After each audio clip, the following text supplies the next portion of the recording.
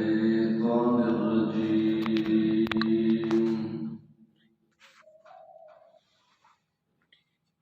بسم الله الرحمن الرحيم. يسألونك عن الشهر الحرام قتال فيه. سورہ بقرہ آیت نمبر 216. يسألونك عن الشهر الحرام قتال فيه قل قتال فيه كبير وصد عن سبيل الله وكفر به والمسجد الحرام وإخراج أهله منه أكبر عند الله والفتنة أكبر من القتل ولا يزالون يقاتلونكم حتى يردوكم عن دينكم إن استطاعوا ومن يرتد منكم عن دينه فيمت وهو كافر فأولئك حبطت أعمالهم في الدنيا والآخرة وأولئك أصحاب النار هم فيها خالدون. يسألونك پوچھتے ہیں آپ سے عن الشهر الحرام حرمت والے مہینے کے بارے میں. شہر مہینہ حرام حرمت والا. آپ کو کہا تھا کہ 4 مہینے اشہر الحرم کہلاتے ہیں: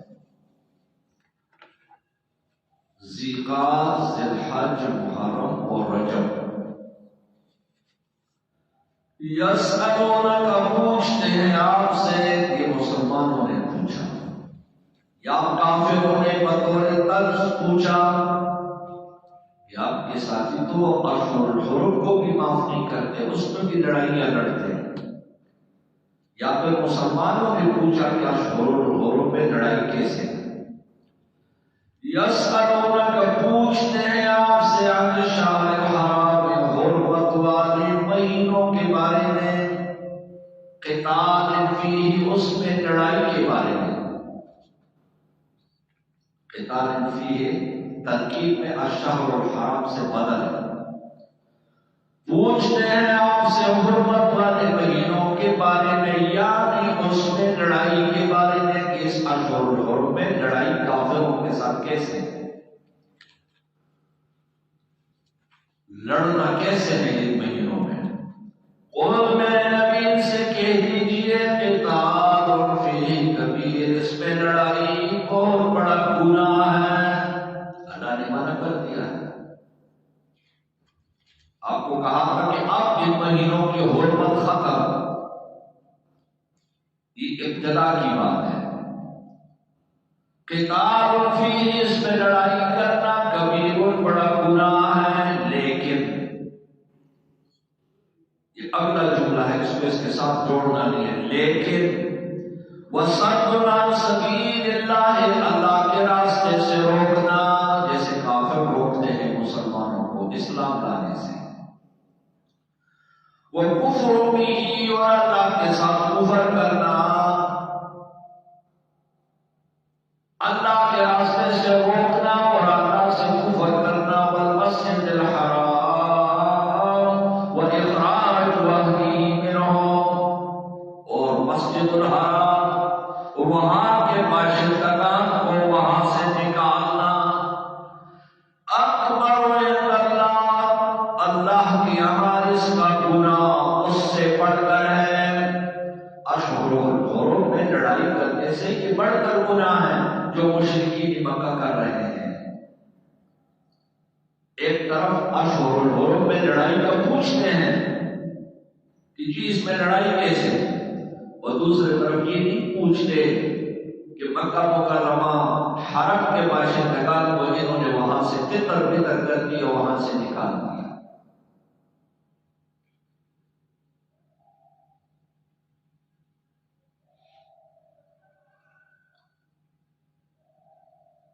حج کے موقع پر حضرت ابن عمر حج میں تھے،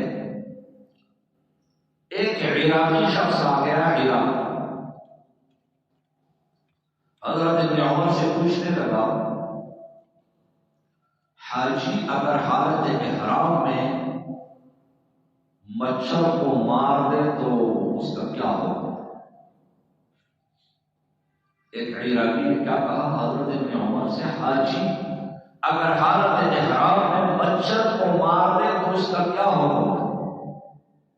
تو حضرت ابن عمر نے اس کو کہا عراقی تم لوگوں نے رسول اللہ کے نواسے کو مارا ہے، اس کا خون کیا ہے، اس کا نہیں پوچھتے ہو، اور تب البعوث کا پوچھتے ہو، مچھر کے خون کا پوچھتے ہو۔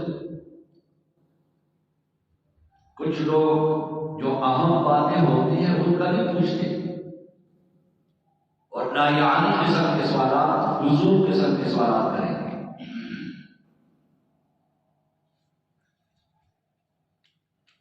ایک شخص آ کے مجھ سے پوچھنے لگا مولوی صاحب بتاؤ یہ شیطان کی بیوی کا کیا نام تھا؟ میں نے کہا شیطان کی بیوی سے کیا کرنا ہے تو اس کے نام کو پوچھتے ہوں۔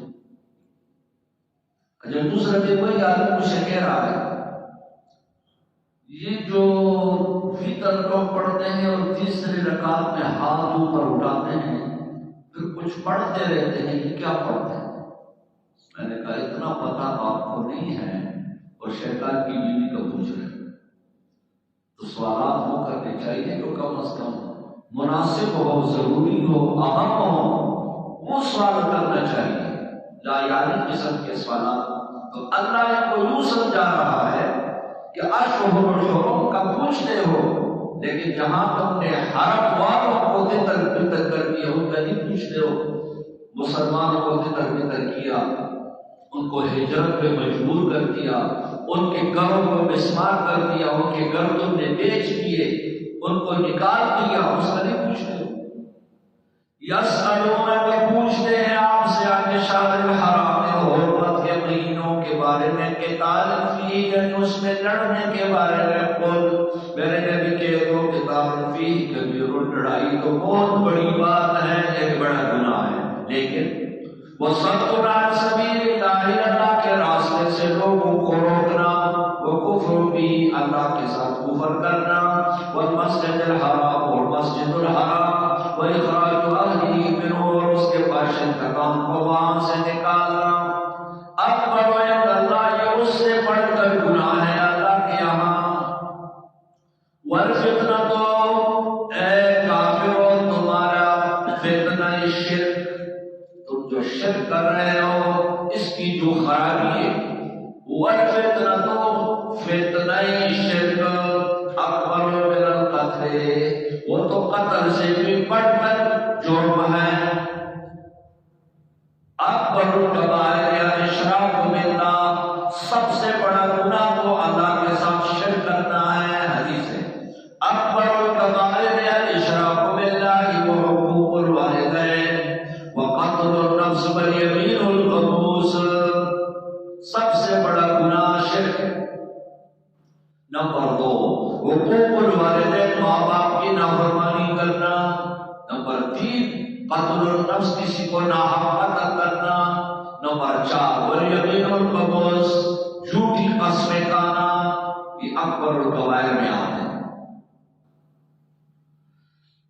وَلَا يَزَالُونَ يُقَاتِلُونَكُمْ ہمیشہ رہیں گے یہ لوگ تو کہ تمہارے ساتھ لڑتے رہیں گے، حَتَّى يَرُدُّوكُمْ یہاں تک کہ تمہیں پھنسائے، عَنْ دِینِكُمْ تمہارے دین سے تمہیں ہٹائے۔ اِنِ اسْتَطَاعُوا اگر ان کا بس چلے، اگر ان کا طاقت ہو جائے، تو کافروں کی کوشش یہی ہے کہ مسلمان اپنے دین سے ہٹ جائے، لیکن یاد رکھنا وَمَنْ يَرْتَدِدْ مِنْكُمْ عَنْ دِينِهِ جو تم میں سے اپنے دین سے پلٹ گیا، اپنا دین چھوڑ دیا، فَيَمُوتْ اور پھر مر گیا، وَهُوَ كَافِرٌ حالت کفر میں مرتد ہو کے مرا، فَأُولَٰئِكَ حَبِطَتْ أَعْمَالُهُمْ کہ اگر اس نے کوئی نیک اعمال کیے بھی ہے وہ بھی ختم ہو گئے، دنیا میں بھی اور آخرت میں بھی۔ دنیا میں جو نیک اعمال اعمال کیے ہیں وہ ختم، اور آخرت میں اس کا اجر نہیں ملے گا۔ دنیا میں عملوں کا ختم ہونا، کہ دنیا میں جو اعمال کیے ہیں اس کا ثمرہ دنیا میں بھی اس کو نہ ملے اور آخرت میں بھی نہ ملے۔ دنیا میں بھی ان کو اسلام مسلمانی کے فرض سے نکال دیا اور آخرت میں بھی وہ اس فرض سے نکال گیا۔ فَأُولَٰئِكَ یہ لوگ حبطت اعمالهم کے اعمال برباد ہو گئے دنیا میں بھی اور آخرت میں بھی۔ وَأُولَٰئِكَ أَصْحَابُ النَّارِ یہ جہنمی ہیں، ہم فیہا خالدون ہمیشہ جہنم میں رہیں گے۔ مطلب ایک کافر میں برے نہیں جہنم میں، لیکن ایک شخص مسلمان ہو گیا پھر مرتد ہو گیا، اسلام سے مکر گیا اور کفر پر مرا، تو اس نے اگرچہ اسلام میں کئی سال گزارے ہیں، نمازیں پڑھی ہیں، اعمال کیے ہیں، وہ اعمال سارے رائے گا۔ کیوں؟ اس لیے کہ العبرۃ بالخواتیم، عبرت آخری خاتمے کے لیے ہے۔ آخری خاتمہ اگر ایمان کے اوپر ہو جائے تو انسان مومن سمجھا جاتا ہے، اور آخری خاتمہ اگر کفر پر ہو جائے تو انسان کافر سمجھا جاتا ہے، پھر اس کے سارے اعمال برباد ہو جاتے ہیں۔ ان الذين آمنوا والذين هاجروا یقیناً وہ لوگ جو ایمان لائے، والذين هاجروا وہ لوگ جنہوں نے ہجرت کی، وہ صحابہ ہیں۔ آمنوا ایمان بھی لایا، اللہ کے راستے میں ہجرت بھی کر دی، وجاہدوا فی سبیل اللہ اللہ کے راستے میں جہاد بھی کیا کافروں کے ساتھ۔ اولئک یرجون رحمت اللہ یہ لوگ امید رکھتے ہیں اللہ کی رحمت کا۔ واللہ غفور رحیم اللہ بخشنے والے مہربان ہے۔ یہ صحابہ کرام ہیں جن کے اندر یہ صفات موجود ہیں، آمنوا، ہاجروا، جاہدوا، مومن بھی تھے، ہجرت بھی کی، جہاد بھی کی اللہ کے راستے میں۔ اللہ نے بشارت سنا دی ان کے لیے خوشخبری بشارت، اولئک یرجون رحمت اللہ یہ لوگ اللہ کے رحمت کے امیدوار ہیں۔ واللہ غفور رحیم چھوٹی موٹی غلطیاں اگر ہو بھی جائے تو اللہ غفور رحیم ہے۔ یسألونک عن الخمر والمیسر آپ سے پوچھتے ہیں لوگ عن الخمر شراب کے بارے میں، والمیسر جوئے کے بارے میں۔ عرب لوگوں کا مرغوب مشغلہ تھا شراب پینا، جوا کھیلنا۔ کچھ وقت تک اسلام میں بھی یہ سلسلہ چلتا رہا، شراب بھی لوگ پیتے رہے، ایک دم چونکہ حرمت کا حکم نہیں آیا اس لیے کچھ وقت تک لوگ شراب بھی پیتے رہے، جوئے بھی کھیلتے رہے۔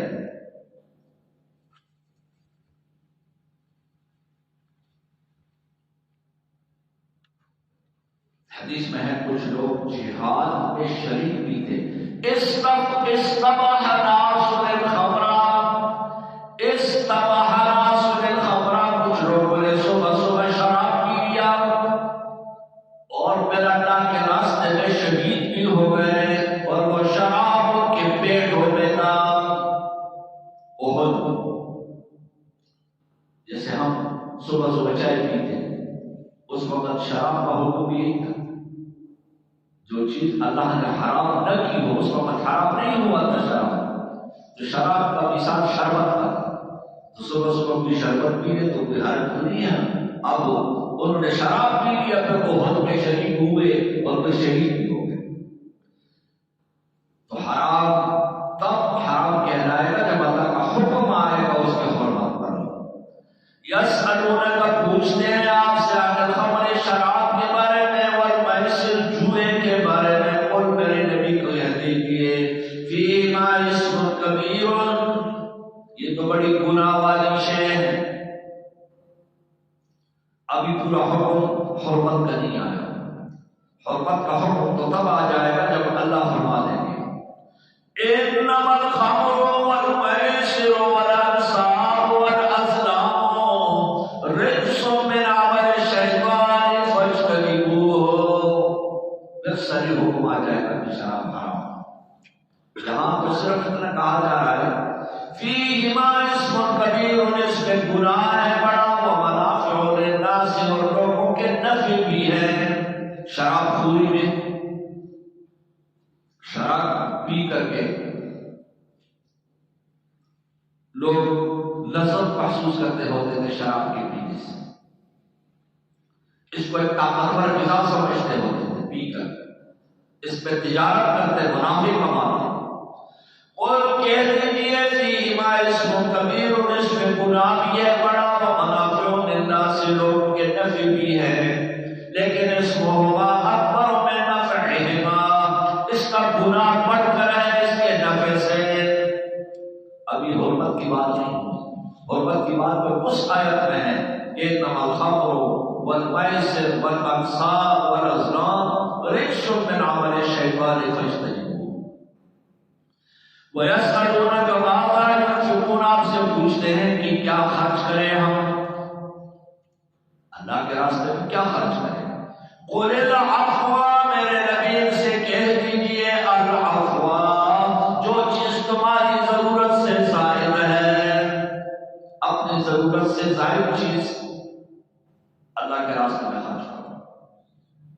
خود کھاؤ پیو، جو بچ جائے وہ اللہ کے راستے میں، خود بھوکا ہو اور دوسرے کو دے دیا جائے تو شاید کل پچھتاؤ گے کہ یہ میں نے کیا غلطی کری۔ حدیث میں ہے خیر صدقۃ ما کان عن ظہر غنی، خیر صدقۃ ما کان عن ظہر غنی، بہترین صدقہ وہ ہے کہ آپ میرے غنی ہو اور میں صدقہ کر دیں، یہ بہترین صدقہ ہے۔ لیکن ایک اور حدیث میں یوں بھی ہے خیر صدقۃ جہد المقل، بہترین صدقہ فقیر اور غریب آدمی کا ہے۔ ایک روایت میں آ گیا مالدار کا صدقہ بہترین ہے، دوسرے میں آیا کہ غریب کا صدقہ بہترین ہے۔ اس لیے ہم کہتے ہیں قرآن بھی استاد سے سمجھ کے پڑھو اور حدیثیں بھی استاد سے سمجھ کے پڑھو۔ ایک حدیث دیکھو گے دوسرے اس کے مخالف تمہیں نظر آئے گا، جب تک استاد سمجھائے گا نہیں تو آپ نہیں سمجھیں گے۔ اب دو حدیثیں آ گئی، ایک میں کیا آیا کہ بہترین صدقہ وہ ہے جو انسان مالدار ہو کر صدقہ کرے، اور دوسرے میں کیا آیا بہترین صدقہ وہ ہے جو غریب انسان ہے اور وہ صدقہ کرتا ہے۔ اس کا مطلب یہ ہے کچھ لوگوں میں فرق ہے، انسان میں فرق ہے۔ ایک انسان ہوتا ہے صدیق اکبر کے گھر، اس کے گھر میں کچھ بھی نہ ہو، وہ سارا مال لا کے رسول اللہ کی خدمت میں پیش کرتا ہے۔ جب رسول اللہ اس سے پوچھتے ہیں کہ گھر میں کیا چھوڑا، کہہ رہے ہیں اللہ اور اس کے رسول کی خوشبودی اور کچھ نہیں۔ اتنا مضبوط عقیدہ ہو کسی کا تو اس کے بارے میں یہ حدیث ہے کہ خیر صدقۃ جہد المقل، اس کی یہ حدیث ہے بہترین صدقہ اس شخص کا ہے جس کے پاس کچھ بھی نہیں ہے، جو کچھ ہے وہ بھی سارا اللہ کے راستے میں صدقہ کر دے۔ لیکن آدمی ایسا آدمی ہے کہ کل کسی سے بھیک نہیں مانگتا، مستقل مزاج آدمی ہے۔ اور جو عام لوگ ہیں کہ کل پچھتانے کا خطرہ ہو، ان کے لیے یہ دوسری حدیث ہے کہ خیر صدقۃ ما کان عن ظہر غنی، بہترین صدقہ یہ ہے کہ آدمی غنی ہو اور پھر صدقہ کرے۔ حدیث میں ایک شخص اتنا سے سونا لے کے آ گیا، انڈے جتنا سونا، رسول اللہ کو کہا یہ صدقہ ہے۔ آپ نے فرمایا اور کہنے لگا نہیں میرا تو سارا مال یہی ہے۔ آپ نے اتنا زور سے واپس مارا اسے، اگر اس کو لگ جاتا لعقرہ، زخمی کر دیتا۔ آپ کو پتا تھا کہ آج صدقہ کریں گے تو پھر بھیک مانگنے شروع کر دیں، اس لیے اس کے صدقے کو آپ نے قبول نہیں کیا۔ اس لیے فرمایا یسألونک، پوچھتے ہیں آپ سے ماذا ينفقون، کہ آپ کیا خرچ کریں اللہ کے راستے میں۔ قل، آپ کہہ دیجیے العفو، جو تمہاری ضرورت سے زائد ہے وہ صدقہ کرو۔ کذالک یبین اللہ لکم الآیات، اسی طرح اللہ تمہیں آیات بیان فرماتے ہیں، حکم شریعت کے بتاتے ہیں، آیات احکام شرعیہ، لعلکم تتفکرون، تاکہ تم سوچ و فکر کرو فی الدنیا والآخرہ، دنیا کے امور میں بھی اور آخرت کے امور میں بھی، فی امور الدنیا و امور الآخرہ۔ وَيَسْأَلُونَكَ عَنِ الْيَتَامَىٰ، تجھ سے پوچھتے ہیں یتیموں کے بارے میں، قل میرے نبی فرما دیجئے اصلاح لہم خیر، ان کو الگ تلگ کر کے کھلانا پلانا بہتر ہے۔ کسی کے نگرانی میں یتیم ہے، بھتیجا ہے، بھانجا ہے، ان کا اپنا مال ہے، ان کو الگ سے کھلانا پلانا بہتر ہے۔ وَإِن تُخَالِطُوهُمْ، اگر ان کو اپنے ساتھ ملاؤ، فَإِخْوَانُكُمْ، تو تمہارے بھائی ہیں، تمہارے بچے ہیں۔ وَاللَّهُ يَعْلَمُ الْمُفْسِدَ، اللہ جانتا ہے مفسد کو من المصلح، مصلح سے۔ اللہ فساد کرنے والوں کو بھی جانتا ہے، اصلاح کرنے والوں کو بھی جانتا ہے کہ یتیم کو ساتھ کیوں ملایا ہے، اللہ جانتا ہے۔ اس کے مال کھانے کے لیے تو پھر تو مفسد ہو گیا، اور اگر اس نیت سے یتیم کو ساتھ ملایا، اگر اس کو الگ کھانا بناؤں گا تو اس کا زیادہ خرچہ ہو جائے گا، تو اللہ مصلح کو بھی جانتا ہے، مفسد کو بھی جانتا ہے۔ وَلَوْ شَاءَ اللَّهُ، اگر اللہ چاہتے لَعَانَتَكُمْ، تو تمہیں تنگ کرتے، تمہیں تکلیف میں ڈالتے۔ یوں کہتے کہ یتیم کو بالکل الگ تلگ کر کے کھلاؤ پلاؤ، لیکن اللہ نے ایسا نہ کیا۔ اِنَّ اللَّهَ عَزِیزٌ حَکِیمٌ، اللہ غالب ہے، حکمت والے۔ وَلَا تَنكِحُوا الْمُشْرِكَاتِ، نکاح نہ کرو مشرک عورتوں سے، حتیٰ یؤمنن، جب تک وہ ایمان نہ لے آئے۔ مومن مسلمان اور مشرک کا نکاح نہیں ہو سکتا۔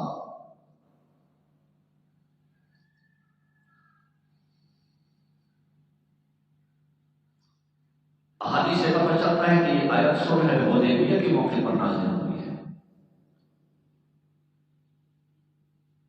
یعنی ہجرت کے بعد 4-5 سال ایسے گزرے تھے جس میں یہ تمیز نہیں تھا کہ یہ مشرک ہے یا غیر مشرک ہے۔ مومن مشرک کا نکاح آپس میں ہوتا رہا، بعد میں یہ حکم ہے۔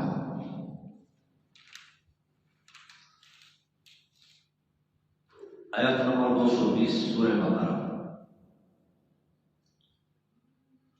وَلَا تَنكِحُوا الْمُشْرِكَاتِ حَتَّىٰ يُؤْمِنَّ، نکاح نہ کرو مشرک عورتوں سے جب تک وہ ایمان نہ لے آئے۔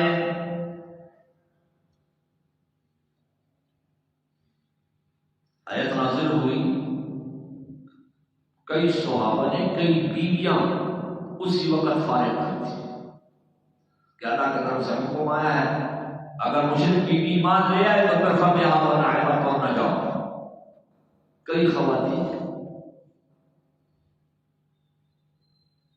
حضرت عمر کے بارے میں بھی ہے، ان کے گھر میں بھی مشرک عورت تھی ایک، اس کو فارغ کر دیا۔ وَلَا تَنكِحُوا الْمُشْرِكَاتِ، نکاح مت کرو مشرک عورتوں سے حتیٰ یؤمنن، جب تک وہ ایمان نہ لے آئے۔ مومن عورت اگر کوئی شرکیت کلمہ زبان سے کہہ دے یا کوئی شرک کا کام کر دے، علماء فرماتے ہیں نکاح ٹوٹ جاتا ہے۔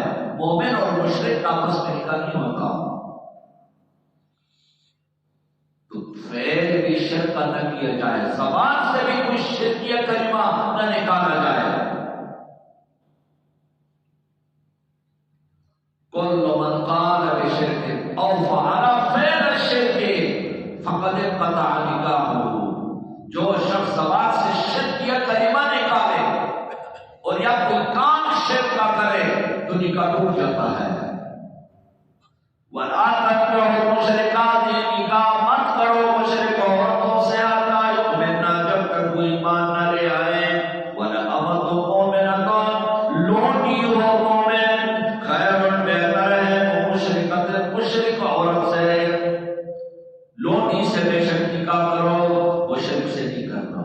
وَلَوْ أَعْجَبَتْكُمْ، اگرچہ وہ مشرک تمہیں تعجب میں ڈال دے، مشرک کی خوبصورتی، مشرک کا مال تمہیں تعجب میں ڈالے، لیکن اس سے لونڈی بہتر ہے۔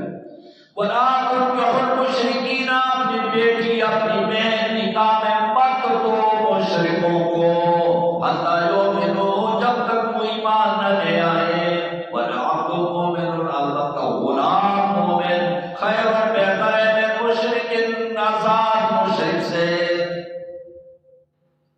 اپنی بیٹی مشرک کو نہیں دینا، پہلے اس کی ایمان کا پوچھنا ہے کہ مومن ہے کہ نہیں، موحد ہے کہ نہیں۔ جب موحد ہو تو تب جا کے اس کو نکاح میں بیٹی دینا ہے، بہن دینا ہے۔ وَلَا عَبْدٌ مُؤْمِنٌ، غلام ہو لیکن ہو مومن، خیر بہتر ہے پھر مشرک سے۔ وَلَوْ أَعْجَبَكُمْ، اگرچہ وہ مشرک تمہیں تعجب میں ڈال دیں، اگرچہ مشرک تمہیں بڑا اچھا لگے، خوبصورت ہے، مالدار ہے۔ اولئک، یہ اہل الشرک، شرک کرنے والے، یدعون، پکارتے ہیں، بلاتے ہیں، الی النار، جہنم کے طرف، واللہ یدعو الی الجنہ، اللہ دعوت دے رہا ہے جنت کا، والمغفرہ، اور بخشش کا، باذنہ، اپنے حکم سے، ویبین آیاتہ، وہ اللہ بیان فرماتے ہیں اپنی آیتیں، للناس، لوگوں کے لیے، لعلہم یتذکرون، تاکہ لوگ نصیحت حاصل کریں۔ یہ امور انتظامیہ کہلاتا ہے۔ مشرک کے ساتھ نکاح ہو سکتا ہے یا نہیں ہو سکتا، اس سے پہلے یتیم کے بارے میں جو ذکر ہوا کہ یتیم کو الگ کھانا بھی کھلا سکتے ہو، ساتھ ملا کے بھی کھلا سکتے ہو۔ اس سے پہلے شراب کا ذکر ہوا، بھائی شراب ہے، جوا ہے، یہ چیزیں گناہ کے باعث ہے، اگرچہ صریحی حکم ابھی تک حرمت کا نہیں آیا، یہ سارے امور انتظامیہ کہلاتے ہیں ہمارے شیوخ کے اصطلاح۔ اب یہ بھی امور انتظامیہ میں سے ہے۔ وَيَسْأَلُونَكَ عَنِ الْمَحِيضِ، آپ سے پوچھتے ہیں خواتین کے ماہانہ بیماری کے بارے میں، قل، میرے نبی فرما دیجیے، ہوا اذن، یہ تکلیف کے شے ہیں، ہوا اذن، ہر چیز جس سے طبیعت سلیمہ کام کرے اس کو اذا کہتے ہیں۔ قل ہوا اذن، یہ تکلیف دہ شے ہے، فاعتزلوا النساء، دور رہو خواتین سے، فی المحیض، اس ایام میں، ولا تقربوہن، ان کے قریب نہ جاؤ، حتی یطہرن، جب تک پاک نہ ہو جائیں، فاذا تطہرن، جب پاک ہو، فاتوہن، پھر آؤ ان کے پاس، من حیث امرکم اللہ، جہاں سے اللہ نے تمہیں حکم دیا ہے، ان اللہ یحب التوابین، اللہ پسند فرماتا ہے توبہ کرنے والوں کو، ویحب المتطہرین، پسند کرتا ہے پاک بازوں کو۔ یہود و نصارا، یہودی جب خاتون کو مہینے میں بیماری ہو جاتی تو اس کو گھر سے نکال دیتے، نہ اس کے ہاتھ کا پکا ہوا کھانا کھائے، نہ ان کے ساتھ گھر میں رہے، ان کو گھر ہی سے نکال دیں۔ دوسرے طرف نصارا اس حالت میں کوئی کسی قسم کا کوئی پرہیز بھی نہ کرتے، اسلام آیا تو اسلام نے درمیانہ راستہ اختیار کر دیا۔ درمیانہ راستہ یہ ہے کہ بدلت اجتماع اصنعوا کل شیء الا النکاح، حدیث بخاری شریف کا، اصنعوا کل شیء، سب کچھ کرو، الا النکاح، سوائے نکاح کے، مراد نکاح سے قربان ہے، قربت نہ کرو، تاکہ اس کے ہاتھ کے کھانا کھانے میں، ساتھ رہنے میں کوئی حرج بھی نہیں ہے۔ اسلام نے درمیانہ راستہ اختیار کر دیا۔ فَإِذَا تَطَهَّرْنَ فَلَا تَقْرَبُوهُنَّ حَتَّى يُطْهَرْنَ، فَإِذَا تَطَهَّرْنَ، جب خوب پاک ہو جائیں، مراد غسل بھی کر لیں، فَأْتُوهُنَّ، پھر اتیان کر لو، پھر جاؤ ان کے پاس، لیکن مِنْ حَيْثُ أَمَرَكُمُ اللَّهُ، جہاں سے اللہ نے حکم دیا ہے، جس راستے سے اللہ نے حکم دیا ہے، ان اللہ یحب التوابین، اللہ توبہ کرنے والوں کو پسند کرتا ہے، ویحب المتطہرین، پاک بازوں سے محبت کرتا ہے۔ نساؤکم، بیویاں تمہاری، حرث لکم، یہ تمہاری کھیتی ہے، فاتوا حرثکم، اپنے کھیتی میں آؤ، انا شئتم، جس طرح چاہو، جیسے زمین میں آپ فصل بوتے ہیں، اس سے فصل اگتی ہے، ایک دانے سے کئی دانے، اسی طرح ایک گھر میں ایک مرد ہوتا ہے، ایک عورت ہوتی ہے، کل اس سے 8-10 بندے بن جاتے ہیں، اور چند سالوں کے بعد 20 بندے بن جاتے ہیں، اور چند اور سالوں کے بعد پوتے پوتیاں نواسے نواسیاں 40-50 100 تک پہنچ جاتے ہیں۔ یہ کیفی اللہ نے قرار دیا ہے۔ نساؤکم تمہاری بیویاں، حرثکم یہ تمہاری کھیتی ہے، فاتوا حرثکم اپنے کھیتی میں آؤ، انا شئتم جہاں سے نسل بڑھے، وقدموا لانفسکم اپنے لیے قدموا لانفسکم آگے بیچو اپنے نفس کی۔ کیا مطلب؟ مفسرین فرماتے ہیں تفسیر قرطبی میں، قدموا لانفسکم بیوی کے پاس جاتے ہوئے دعا پڑھو۔ کون سی دعا؟ اللہم جنبنا الشیطان وجنب الشیطان، اللہم جنبنا الشیطان وجنب الشیطان ما رزقتنا، یا اللہ ہمیں شیطان سے محفوظ رکھو اور جو بچے اولاد ہمیں دو اس کو بھی شیطان سے محفوظ رکھو۔ عربی میں کسی کو دعا نہیں آتی، اللہ ساری زبانیں جانتا ہے۔ اللہم جنبنا الشیطان وجنب الشیطان ما رزقتنا، یہ دعا پڑھی جائے۔ وقدموا لانفسکم اپنے نفسوں کے لیے آگے ثواب کے کام بھیجو، یعنی دعائیں پڑھتے رہو۔ واتقوا اللہ، اللہ سے ڈرو، واعلموا جانو انکم ملاقوہ کہ تمہاری ملاقات اللہ سے ہوگی۔ وبشر المؤمنین، مومنوں کو خوشخبری سناؤ۔ ولا تجعلوا اللہ، یہ اور امر انتظامی ہے، ولا تجعلوا اللہ عرضۃ لعبادکم، مت بناؤ اللہ کو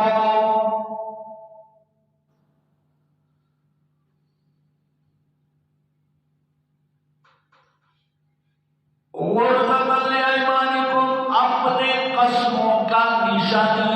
غرضہ ایک چیز کو کھڑا کر دیا جاتا ہے، اس کی طرف تیریں ماری جاتی ہے، لوگ بندوق چلا کے گولی وہاں لگانے کی کوشش کرتے ہیں، بھئی نشان بازی سے کون یہاں نشانہ لگائے گا؟ تو تم اللہ کو نشانہ نہ بناؤ اپنے قسموں کا۔ کوئی باورچی میں نے قسم کھا لیا، بھئی آؤ نماز پڑھو، نہیں میں نے قسم کھا لیا اس مسجد پہ میں نہیں جاؤں گا۔ آج لوگ اور کسی چیز سے قسم تو کھاتے نہیں سوا مسجد سے، بھئی میں نے مسجد سے قسم کھا لی، اس مسجد میں میں نے نماز نہیں پڑھنی۔ تو بھئی جو روا جائز اچھے کام ہیں ان سے قسمیں نہ کھاؤ، قسموں کو بہانہ نہ بناؤ کہ میں نے قسم کھا لیا ہے اس لیے میں فلاں آدمی سے بات نہیں کرتا۔ قسم توڑ دو، قسم کا کفارہ کرو۔ صدیق اکبر عشاء کے بعد گھر مہمان لے بیٹے سے کہا ہے وہ کھانا کھلاؤ، خود واپس چلے گئے رسول اللہ کے پاس۔ جب آئے پوچھا مہمانوں نے کھانا کھا لیا، بڑے دیر سے آئے، وہ نہیں کہ وہ تو کھانا نہیں کھا رہے، کہتے جب تک صدیق اکبر نہیں آئیں گے تو ہم کھانا نہیں کھائیں۔ صدیق اکبر بیٹے میں بڑے غصہ ہو گئے، ابھی تک کھانا تو نے مہمانوں کو نہیں کھلایا۔ وہ تو چپ گئے، ان کو پتہ تھا حضرت عبد الرحمن کہ صدیق اکبر کو ابھی بڑے غصہ ہو گئے کہ رات کا کتنا ٹائم گزر گیا ہے دنیا ابھی تک، حالانکہ میرا کوئی قصور نہیں ہے، مہمان کہہ رہے ہیں کہ ہم اس وقت تک کھانا نہیں کھائیں گے جب تک صدیق اکبر نہیں آئے۔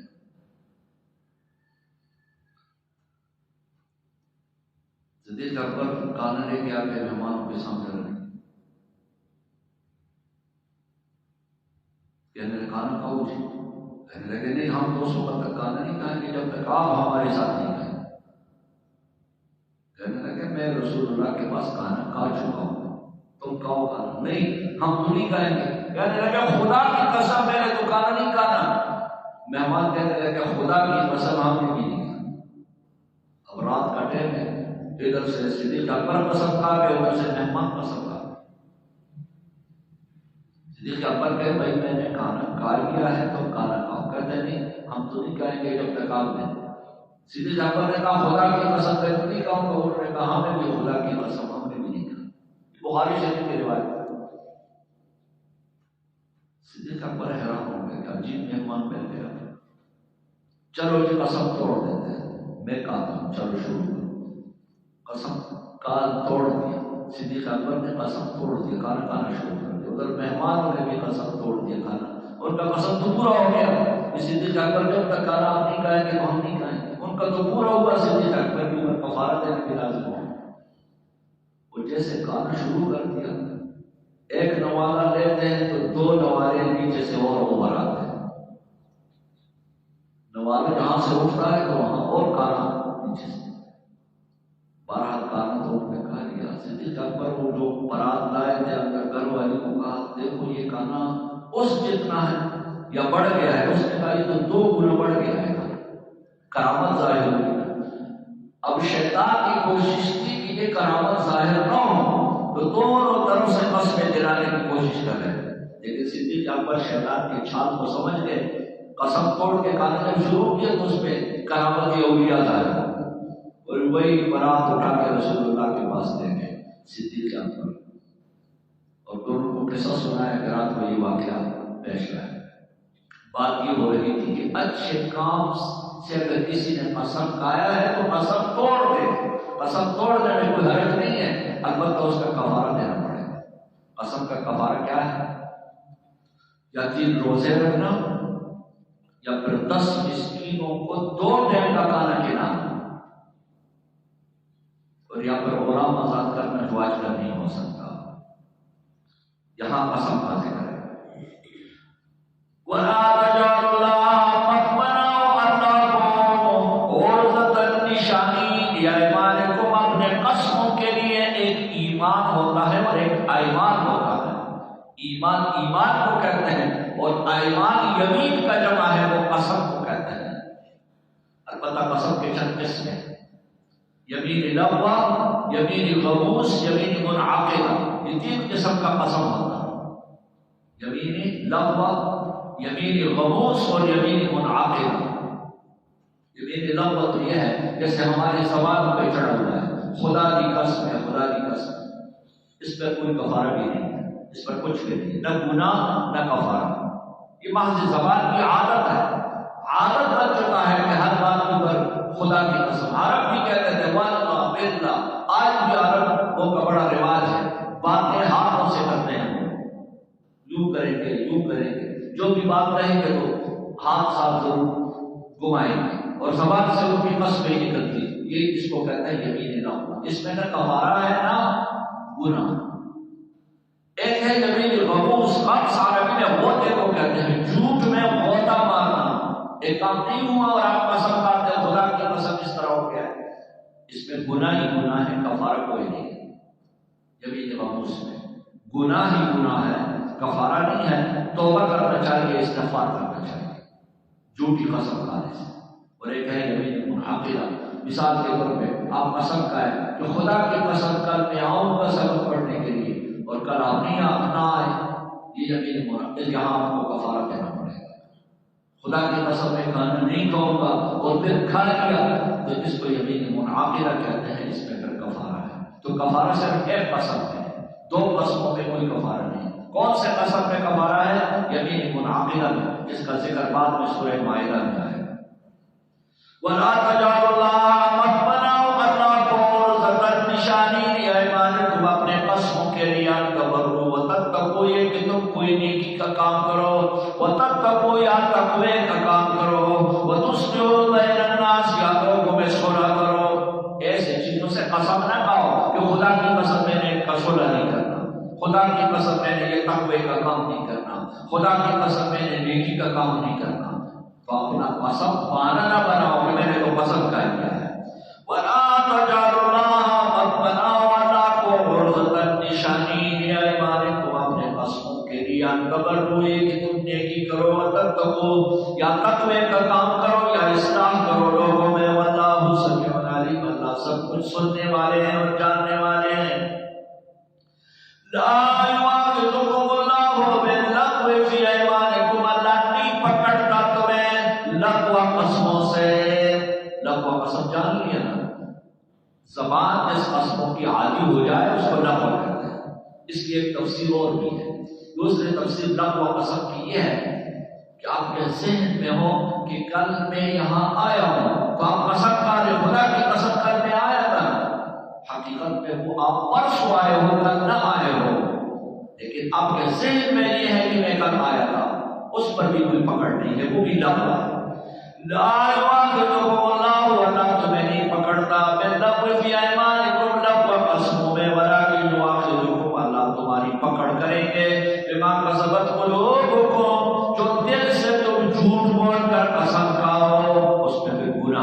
یہ یمین غموس ہے، یہ پہلا یمین نہ ہوا، یہ غموس، اور آپ کو کہہ دیا کہ یمین منعقدہ کا ذکر مائدہ میں آئے گا۔ واللہ غفور حلیم، اللہ بخشنے والے ہیں، بردبار، حلیم بردبار۔ للذین یولون من نسائہم، جو لوگ اپنے بیویوں سے قسم کھاتے ہیں، بیوی سے کسی نے قسم کھا لیا کہ خدا کی قسم میں نے تمہارے تک قریب ہی نہیں آنا۔ اب ایدائی شرعی 4 مہینے کا ہوتا ہے، 4 مہینے کے اندر اگر یہ شخص بیوی کے قریب گیا تو اس کو کفارہ یمین قسم کا کفارہ ادا کر دے بس، اور کچھ نہیں ہے۔ 4 مہینے کے اندر اگر قریب گیا تو اس کو قسم کا کفارہ دینا۔ قسم کا کفارہ بھی آپ کو بتا دیا کیا ہے، 3 روزے یا 10 مسکینوں کو 2 ٹائم کھانا دینا۔ اور اگر 4 مہینے گزر گئے اور اس نے قسم کھائے ہوا ہے کہ میں تمہارے قریب نہیں آؤں گا، 4 مہینے میں یہ قریب نہیں گیا، ایسے میں عورت کے اوپر ایک طلاق بائن واقع ہو جائے، خود بخود واقع ہو جائے گا طلاق بائن۔ طلاق بائن کا کیا حکم ہے؟ اگر دوبارہ عورت اس کے ساتھ نکاح کرنا چاہے تو ہو سکتا ہے، نہ چاہے تو عورت عدت گزار کے چلی بھی جا سکتی ہے۔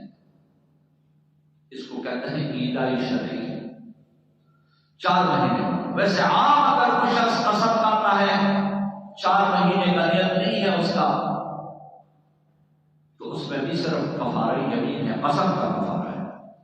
للذین یولون من نسائہم، وہ لوگ جو قسم کھاتے ہیں اپنے بیویوں سے، تربص اربعۃ اشہر، انتظار کرے 4 مہینے کا، فإن فاؤوا، اگر یہ رجوع کرنے ایک دوسرے کو، فإن اللہ غفور رحیم، اللہ بخشنے والے مہربان ہیں۔ کفارہ دے دے، بات ختم ہو جائے گی 4 مہینے کے اندر۔ وَإِرَادَةُ الطَّلَاقِ، اور اگر ان کا ارادہ طلاق کا ہے تو 4 مہینے پورے ہو گئے اور رجوع نہیں کیا تو ایسے میں طلاق ایک واقعہ ہو جائے گا۔ کون سا طلاق؟ بائن۔ طلاق بائن کا کیا حکم ہے؟ تجدید نکاح، نیا نکاح۔ ایک ہوتا ہے طلاق رجعی، 1-2 طلاق عدت کے اندر رجعی ہے، عدت ختم ہو جائے تو بائن ہے۔ وَإِنْ عَزَمُوا الطَّلَاقَ، اور اگر ارادہ طلاق کا ہوا، فَإِنَّ اللَّهَ سَمِيعٌ عَلِيمٌ، اللہ سننے والے جاننے والے ہیں۔ وَالْمُطَلَّقَاتُ يَتَرَبَّصْنَ، طلاق شدہ عورتیں انتظار کریں بِأَنفُسِهِنَّ، پھر اپنے نفسوں کے بارے میں، ثلاثۃ قروء، 3 قرعے، قرعہ بمعنی حیض۔ وَالْمُطَلَّقَاتُ يَتَرَبَّصْنَ، جن خواتین کو طلاق ہو جائے يتربصن، وہ انتظار کریں، انتظار میں رکھے بأنفسہن، اپنا آپ کتنا انتظار کریں؟ عدت گزارنے کا۔ ثلاثۃ قروء، 3 بیماریاں، لفظ قرع کا اطلاق طہر میں بھی ہوتا ہے، حیض میں بھی ہوتا ہے، لیکن علماء حنفیہ کہتے ہیں کہ قرع سے مراد بیماری ہے، حیض مراد ہے، طہر نہیں ہے، کیونکہ لفظ ثلاثہ اس کے اوپر دلالت کر رہا ہے۔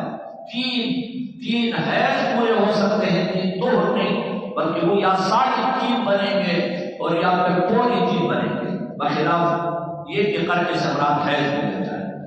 وَالْمُطَلَّقَاتُ يَتَرَبَّصْنَ، طلاق شدہ عورتیں انتظار کریں بأنفسہن، اپنے نفسوں کا، ثلاثۃ قروء، 3 قرعے، وَلَا يَحِلُّ لَهُنَّ، ان کے لیے حلال نہیں ہے، أَن يَكْتُمْنَ، کہ وہ چھپائیں، مَا خَلَقَ اللَّهُ فِي أَرْحَامِهِنَّ، جو اللہ نے پیدا کیا ہے ان کے رحموں میں۔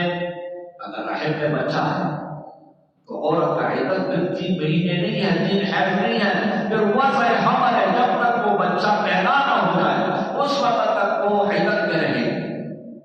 اب کوئی عورت چھپائے کہ کب تک میں نے انتظار کرنا ہے، تو جھوٹ بول رہے کہ میرا عدت ختم ہو گیا، ظاہر ہے اب جا کر اگر دوسرے بندے سے تو نکاح اس کی حالت میں کرے گی تو بچہ کسی کا ہے اور وہ کسی کا ہو جائے گا۔ بچہ تو پہلے شوہر کا تھا، اب وہ بچہ دوسرے بندے کا شمار ہوگا، ان کو کیا پتا ہے کہ یہ پہلے سے تھا یا اب آ گیا۔ اس لیے اللہ فرما رہے کہ اس طرح کرنا جائز نہیں ہے، حرام ہے، ناجائز ہے۔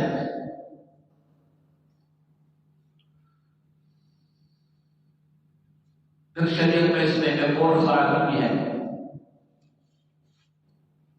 سقی الماء زرع الغیر اس کو کہتے ہیں، سقی الماء زرع الغیر۔ ولا يحل لهن، حلال نہیں ہے خواتین کے لیے یکمن کہ چھپائے برات مکلفہ خواتین کہ وہ چھپانے ما خلق اللہ، وہ جو اللہ نے پیدا کیا ہے فی ارحامہن، ان کے رحموں میں، ایک کن یؤمن باللہ، اگر اس خاتون کا ایمان ہے اللہ پر اور روز آخرت پر، وہ بولتہن، اور ان کے شوہر احق کو زیادہ حقدار ہے براتہن کی عورتوں کو واپس کرنے، فی ذالک عدت کے اندر 3 مہینے کے اندر اندر شوہر بیوی کو پھر اپنا بیوی بنا لے، رجوع کرنے۔ ان ارادو اصلاح، اگر ان کا ارادہ اصلاح کا ہے، وَلَهُنَّ مِثْلُ الَّذِي عَلَيْهِنَّ، وَلَهُنَّ عورتوں کا بھی حق ہے، مِثْلُ الَّذِي عَلَيْهِنَّ، جس طرح حق شوہر کا ان پر ہے۔ یہ حق ایک جانب سے نہیں، دونوں جانبوں سے ہے۔ جہاں مرد کا عورت پر حق ہے، وہاں عورت کے بھی حقوق ہیں، مرد کے ذمہ ہے، دونوں اپنے حقوق پر نبھائے۔ یہ نہیں کہ صرف عورت ہی عورت اپنے حقوق نبھائے اور مرد اپنی مرضی سے کرے۔ وَلَهُنَّ، عورتوں کے لیے، مِثْلُ الَّذِي، اسی طرح حق ہے، عَلَيْهِنَّ، جیسے ان پر ہے، بالمعروف، شریعت کے قانون کے مطابق۔ لیکن یاد رکھنا، وَلِلرِّجَالِ عَلَيْهِنَّ دَرَجَاتٌ، مردوں کا عورتوں پر فضیلت ہے۔ اللہ نے مرد کو فضیلت کی ہے عورت کے اوپر۔ الرجال قوامون علی النساء، مرد قوام رہے گا عورت کے اوپر۔ مرد کو اللہ نے عورت کے اوپر ترجیح دی ہے کہ مرد راجع ہے، عورت مرجو ہے۔ مرد، اور اللہ نے اس کی وجہ بھی بتا دی ہے، بما انفقوا من اموالهم، کمانا مرد کے ذمہ ہے، عورت کے ذمہ نہیں ہے۔ وَلِلرِّجَالِ عَلَيْهِنَّ دَرَجَةٌ وَاللَّهُ عَزِيزٌ حَكِيمٌ، اللہ غالب حکمت والے ہیں۔ الطلاق مرتان، طلاق رجعی 2 ہے۔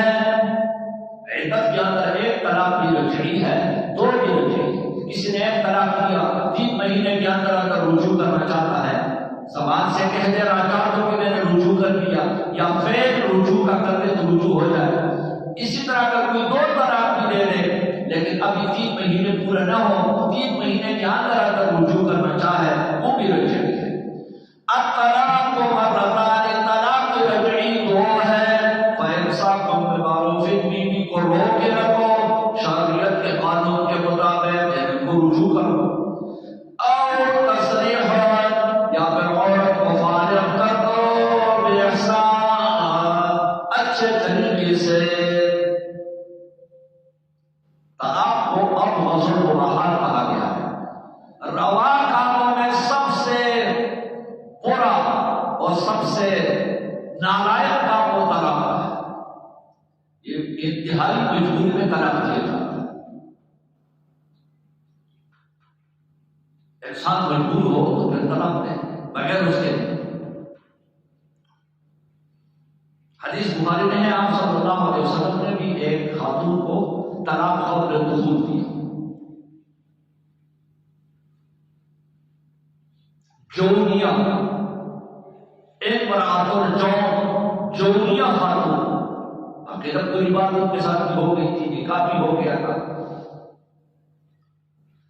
اس خاتون کو لایا گیا، جب آپ صلی اللہ علیہ وسلم ان کے قریب گئے تو کہنے لگے اعوذ باللہ منک، عورت نے عجیب بات کر دیا کہ اعوذ باللہ منک، فرمایا لقد عوذت بعظیم، آپ نے تو بہت بڑی ذات کی پناہ مجھ سے، بہت بڑی ذات کی پناہ مانگی۔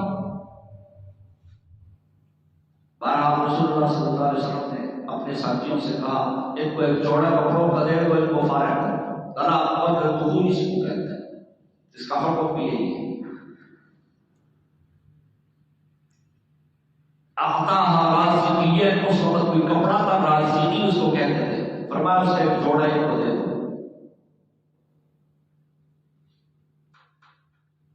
بعد میں اس عورت کو کہا کہ حکیم کے ساتھ تو آپ کا نکاح ہوا ہے، یہ تو پیغمبر تھے۔ کہنے لگے میرا اتنا قسمت کہاں ہے، اتنا قسمت کدھر تھا میرا کہ میرا نکاح جو ہے وہ پیغمبر سے ہو جائے۔ بہرحال کوئی خاتون زبان سے اس قسم کی بات نکال دے، کوئی غیر شرعی بات نکال دے، انسان پہ مجبور ہو جاتا ہے۔ تو رسول اللہ نے خود منع کر دیا ہے، لیکن خود دے بھی گئے ہیں اس طرح طلاق ایک عورت کو۔ الطلاق مرتان، طلاق کے اقسام حسن، احسن، بدعی۔ حسن، احسن، بدعی۔ احسن طلاق یہ ہے ایک عورت کو صرف ایک ہی طلاق دیا جائے، بس پورا عدت ختم ہو جائے، عورت کا طلاق وہ بائن ہو جائے گا، فارغ ہو جائے گی، بس ختم ہو جائے گی بات۔ یہ احسن طریقہ ہے طلاق کا۔ طلاق حسن یہ ہے ہر طہر میں ایک طلاق دیا جائے، پہلے طہر میں ایک دیا، پھر طہر عورت پاک ہو گئی، پھر ایک طلاق دیا، قریب نہیں کیا، پھر اس طرح تین طلاق دے دیے لیکن ایک ایک کر کے۔ اور بدعی طلاق یہ ہے کہ یا حیض کے حالت میں طلاق دیا جائے اور یا پھر تینوں طلاق ایک ساتھ دیے جائے، طلاق واقعہ میں بھی ہو جائے گی۔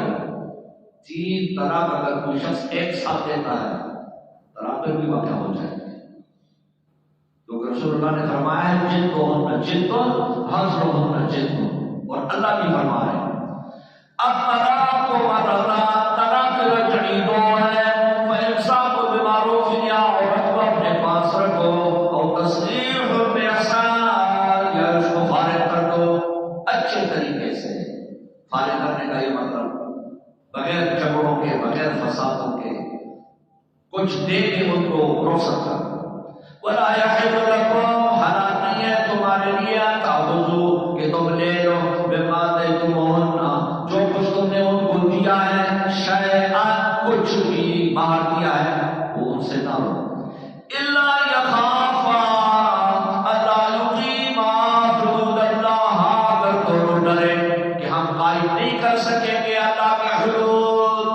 پھر اگر عورت اپنا مال شوہر کو دے، اس کو خلا کہتے ہیں، عورت کہتے ہیں میرا باغ ہے، میری زمین ہے، میرا ماہ ہے، وہ تم لے لو، مجھے فارغ کر دو، تو یہ اس کو خلع کہتے ہیں شریعت میں، یہ بھی جائز ہے۔ فَإِنْ خِفْتُمْ، اگر تم ڈر گئے اے حاکموں، اللہ یقیما کی میاں بیوی قائم نہیں کر سکیں گے حدود اللہ، اللہ کے حدوں کو، فَلَا جُنَاحَ عَلَيْهِمَا، پھر کوئی گناہ نہیں ہے دونوں پر، فِيمَا افْتَدَتْ بِهِ، وہ جو عورت فدیہ دے کے اپنا جان چھڑا لے، جو مال شوہر نے دیا ہے وہ واپس اس کو دے دے اور اپنا جان چھڑا دے۔ جن کا حدود اللہ، اللہ کی حدیں ہیں، فلا تعتدوها، اس سے تجاوز نہ کرو، ومن یتعد حدود اللہ، جو اللہ کے حدوں سے تجاوز کرے گا فاولئک هم الظالمون، وہ ظالم ہیں۔ فإن طلقها، پہلے فرمایا کہ طلاق رجعی دو ہے، اب اسی کے بعد فرمایا فإن طلقها، اگر کوئی شخص تیسرا طلاق بھی دے دے، فلا تحل له من بعد، تین طلاقوں کے دینے کے بعد حلال نہیں، تین طلاقوں کے بعد یہ عورت اس کے لیے جائز نہیں۔ فإن طلقها، اگر دو کے بعد تیسرا طلاق بھی دے دیا، فلا تحل له، حلال نہیں ہے وہ عورت اس شخص کے لیے من بعد، تین طلاق کے بعد، حتی تنکح زوجا غیرہ، جب تک وہ عورت جا کر کسی اور وجہ سے شادی نہ کر لے، نکاح نہ کر لے۔ اگر وہ جا کر کہیں اور شادی کر لے، عدت گزارنا، پہلے شوہر کا عدت گزارنا ضروری اور لازمی ہے، عدت میں نکاح ہو ہی نہیں سکتا، عدت گزرے گی، تین حیض آئیں گے، اس کے بعد اس نے کہیں اور نکاح کرنا ہے تو کرے۔ اب اگر وہ دوسری جگہ نکاح کیا اور اس شخص نے بھی اس عورت کو طلاق دے دی، پھر وہ عدت گزار کے سابقہ شوہر کے پاس نئے نکاح کے ساتھ آ سکتی ہے۔ فَإِن طَلَّقَهَا، اگر دوسرے شوہر نے بھی طلاق دے دیا، فَلَا جُنَاحَ عَلَيْهِمَا، پھر کوئی گناہ نہیں پہلے شوہر اور اس عورت پر یتراجعا، کہ دوسرے ایک دوسرے کو رجوع کر لیں، ان ظنا، اگر کوئی یقین ہے ایوکیما کہ ہم قائم کر لیں گے حدود اللہ، اللہ کے حدود کو، وَتِلْكَ حُدُودُ اللَّهِ، اللہ کی حدیں ہیں، یبینھا، اللہ بیان فرماتے ہیں، لِقَوْمٍ یعلمون، ان لوگوں کے لیے جو جانتے ہو، طلقتم النساء، جب تم طلاق دو عورتوں کو، فبلغن اجلہن، وہ پہنچ جائے اپنے وقت کو یعنی عدت کو، فامسکوہن بمعروف، یا ان کو اچھے طریقے سے روک لو یہ عدت کے ختم ہونے سے پہلے او سرحوہن بمعروف، یا ان کو چھوڑ دو اچھے طریقے سے، ولا تمسکوہن ضرارا، مت روکے رکھو عورتوں کو ضرر پہنچانے کے لیے، لتعتدوا تاکہ تم تجاوز کر لو۔ عرب میں رواج تھا رسول اللہ کے آنے سے پہلے طلاق کا کوئی مقدار نہیں تھا کہ 2 ہے 3 ہے 4 ہے 5، کیا کرتے عورت کو طلاق دیتے، عزت گزر جاتا، 3 عدت جب قریب ہوتے گزرنا پھر رجوع کرتے، رجوع کے بعد پھر طلاق دیتے۔ اسی طرح عورت کو ایک قسم قید رکھے ہوئے ہوتے تھے، فَتَذَرُوهَا قَدْ مُعَلَّقَةً، اس کو لٹکا دیتے تھے، نہ اس کو چھوڑتے نہ اس کو اپنے پاس رہنے دیتے، طلاقوں پہ طلاقیں، طلاقوں پہ طلاقیں، اللہ اس کا ذکر فرما رہے ہیں۔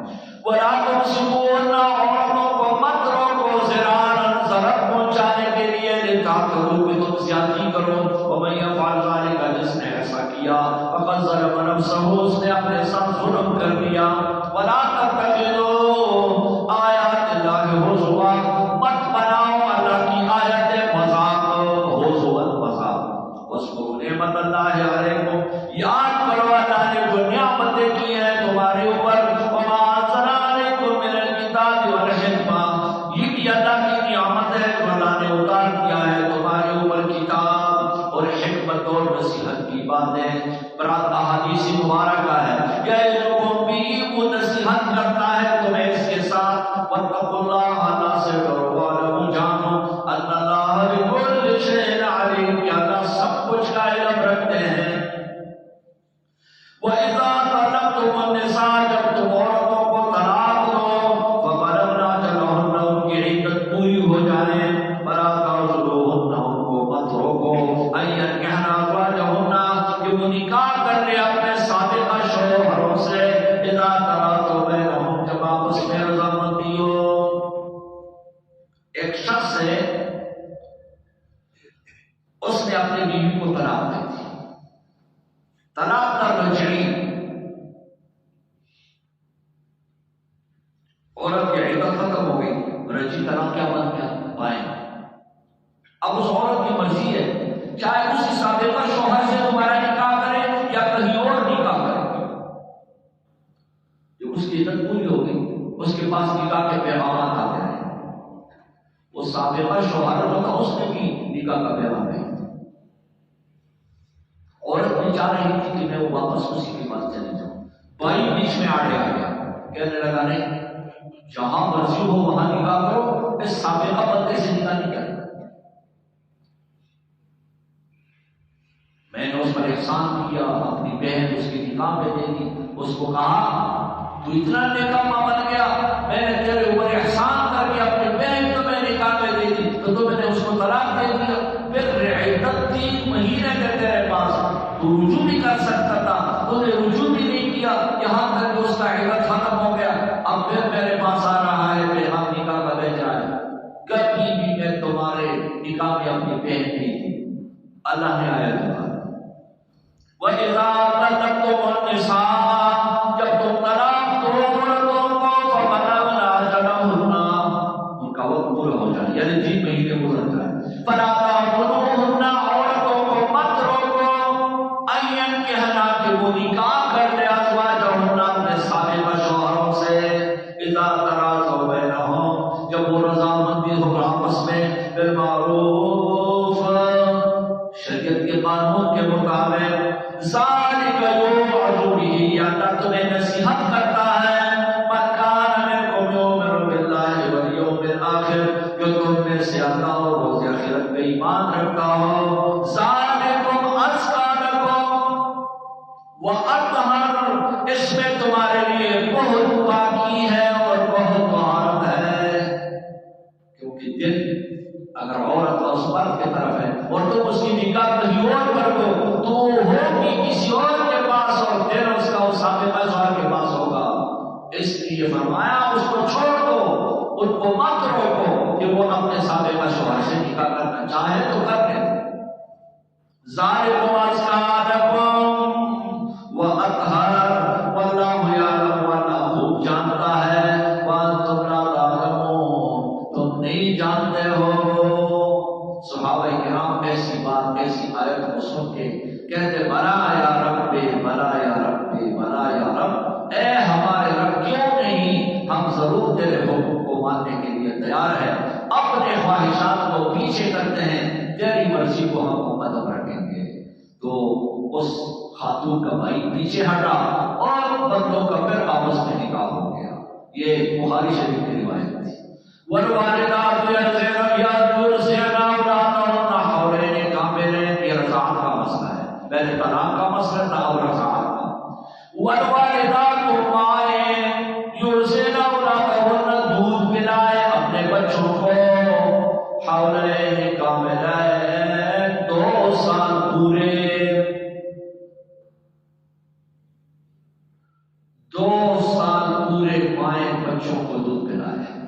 یہاں 2 سال کا ذکر ہے، دوسرے مقام پہ فرمایا وَحَمْلُهُ وَفِصَالُهُ 30 شهرا، اور اپنا بچہ گود میں اٹھانا، حملہ، اور اس کو دودھ سے چھڑانا، 30 شهرا، اس میں 30 مہینے لگ جاتے ہیں۔ 30 مہینے کتنے سال ہوتے ہیں؟ 2.5 سال۔ یہاں 2 سال کا ذکر آیا اور دوسرے مقام پہ 2.5 سال کا ذکر آیا۔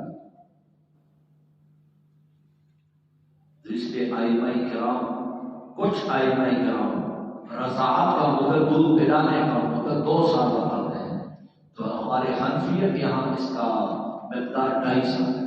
وہ اس آیت پر عمل کرتے ہوئے وَحَمْلُهُ وَفِصَالُهُ 30 شهرا، الفاظ دیگر میں کم از کم 2 سال اور زیادہ سے زیادہ 2.5 سال، اس سے آگے بچے کو دودھ نہیں پلایا جا سکتا، 1 دن بھی زیادہ دودھ نہیں پلایا جا سکتا۔ یہ انسان کا جز ہے، بدن انسان، ہمارے اصطلاح میں کہتے ہیں کہ یہ مبذول نہیں ہے، اس کو بیجا آپ خرچ نہیں کر سکتے۔ مثال کے طور پر کچھ خواتین جو بال اپنا بیچ دیتی ہے، انسان کا بدن کا بال بک نہیں سکتا، حرام ہے، چمڑا بک نہیں سکتا، حرام ہے، ناخن بک نہیں سکتا، حرام ہے، کسی کو دیا نہیں جا سکتا بلا ضرورت۔ تو بچے کی ضرورت پوری ہوگی، بچے کی ضرورت پوری ہوگی۔ اب بلا ضرورت 2.5 سال جب بچے کا ہوتا ہے تو کچھ نہ کچھ کھانا شروع کر دیتا ہے، پینا شروع کر دیتا ہے، اب مزید اس کو دودھ کی ضرورت نہیں ہے، اب مزید دودھ پلانا بچے کو ناروا اور ناجائز ہے 2.5 سال کے بعد۔ والوالدات یرضعن اولادهن، مائیں دودھ پلائے اپنے بچوں کو، حولین کاملین، 2 مکمل سال، لمن اراد ان یتم الرضاعہ، جس کا ارادہ ہو پورا رضاعت، پورا دودھ پلانا۔ جہاں اگر عورت کو طلاق ہو چکا ہے اور اس کا بچہ بھی ہے، اس کے لیے ہے یہ حکم۔ وَعَلَى الْمَوْلُودِ لَهُ رِزْقُهُنَّ وَكِسْوَتُهُنَّ، مولود لہو پر مراد شوہر ہے جس کے لیے بچہ پیدا ہوا ہے، کیونکہ بچے کا نسب یہ باپ کے ساتھ جوڑتا ہے، عورت کے ساتھ نہیں جوڑتا، اس لیے بچہ باپ کا ہے، نسب باپ سے چلتا ہے، ماں سے نہیں چلتا۔ وَعَلَى الْمَوْلُودِ لَهُ، جس کے لیے بچہ جنم گیا ہے، یعنی جس کا بچہ ہے مراد شوہر، رزقُهُنَّ، اگر عورت کو طلاق بھی ہوا ہے اور عورت دودھ پلا رہی ہے تو اس کے ذمہ ہے ان عورتوں کا کھانا پینا، وَكِسْوَتُهُنَّ، ان کو کپڑے دینا، بالمعروف، شریعت کے قانون کے مطابق۔ عورت کو بے شک طلاق بھی ہو چکا ہے لیکن وہ آپ کے بچے کو دودھ پلا رہی ہے، یہ آپ کے لیے پلا رہی ہے، کیونکہ کل وہ بچہ بڑا ہو کے تیرا ہے، اس کا نہیں ہے۔ اس کا مطلب یہ ہے کہ میراث میں وہ مرد سے باقاعدہ حصہ لے گا، اور مرد سے بھی حصہ لے گا، مرد سے بھی حصہ لے گا۔ تو لیکن وہ شمار ہوتا ہے نسب میں باپ کا. وَعَلَى الْمَوْلُودِ لَهُ باپ پر رزق ہونا. ایسے عورتوں کو کھانا دینا ہے، بے شک ان کو طلاق بھی ہو چکا ہے، اور نسبت ہونا جوڑا بھی دینا ہے بالمعروف شریعت کے قانون کے مطابق. لا تکلف نفس الا وسعها، کسی کے اوپر بوجھ نہ ڈالا جائے مگر اس کے طاقت کے مطابق. مرد نے خرچہ دینا ہے عورت کو، لیکن اس کے طاقت سے زیادہ بوجھ اس پر نہیں ڈالنا. لا تضار والدۃ بولدها، ضرر نہ پہنچایا جائے کسی ماں کو اس کے بچے کے بارے میں. طلاق یافتہ عورت کہہ رہی ہے کہ میں بچے کو دودھ پلانا چاہتی ہوں، اور آپ کہیں گے نہیں میں خود اس کا انتظام کروں گا، تم نے نہیں پلانا یا اس سے بچہ چھین لیا، اس طرح نہ کرو. لا تضار والدۃ، ضرر نہ پہنچایا جائے والدے کو بولدها، اس کے بچے کے بارے میں. ولا مولود له، شوہر کو بھی ضرر نقصان نہ پہنچایا جائے بولده، اس کے بچے کے بارے میں. شوہر کو بھی، شوہر کہتا ہے میں بچے کو ساتھ رکھنا چاہتا ہوں تو عورت چھین کے لے جائے بچہ.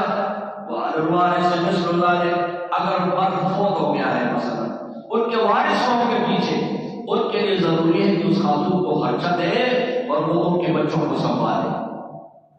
فَإِنْ أَرَادَا فِصَالًا عَنْ تَرَاضٍ، اگر ارادہ کیا باپ اور باپ نے فصالاً کے بچے کا دودھ چھوڑانا ہے، عَنْ تَرَاضٍ مِنْهُمَا، دونوں کے رضامندی سے، وَتَشَاوُرٍ، دونوں کے مشورے سے، فَلَا جُنَاحَ عَلَيْهِمَا، کوئی گناہ نہیں دونوں پر.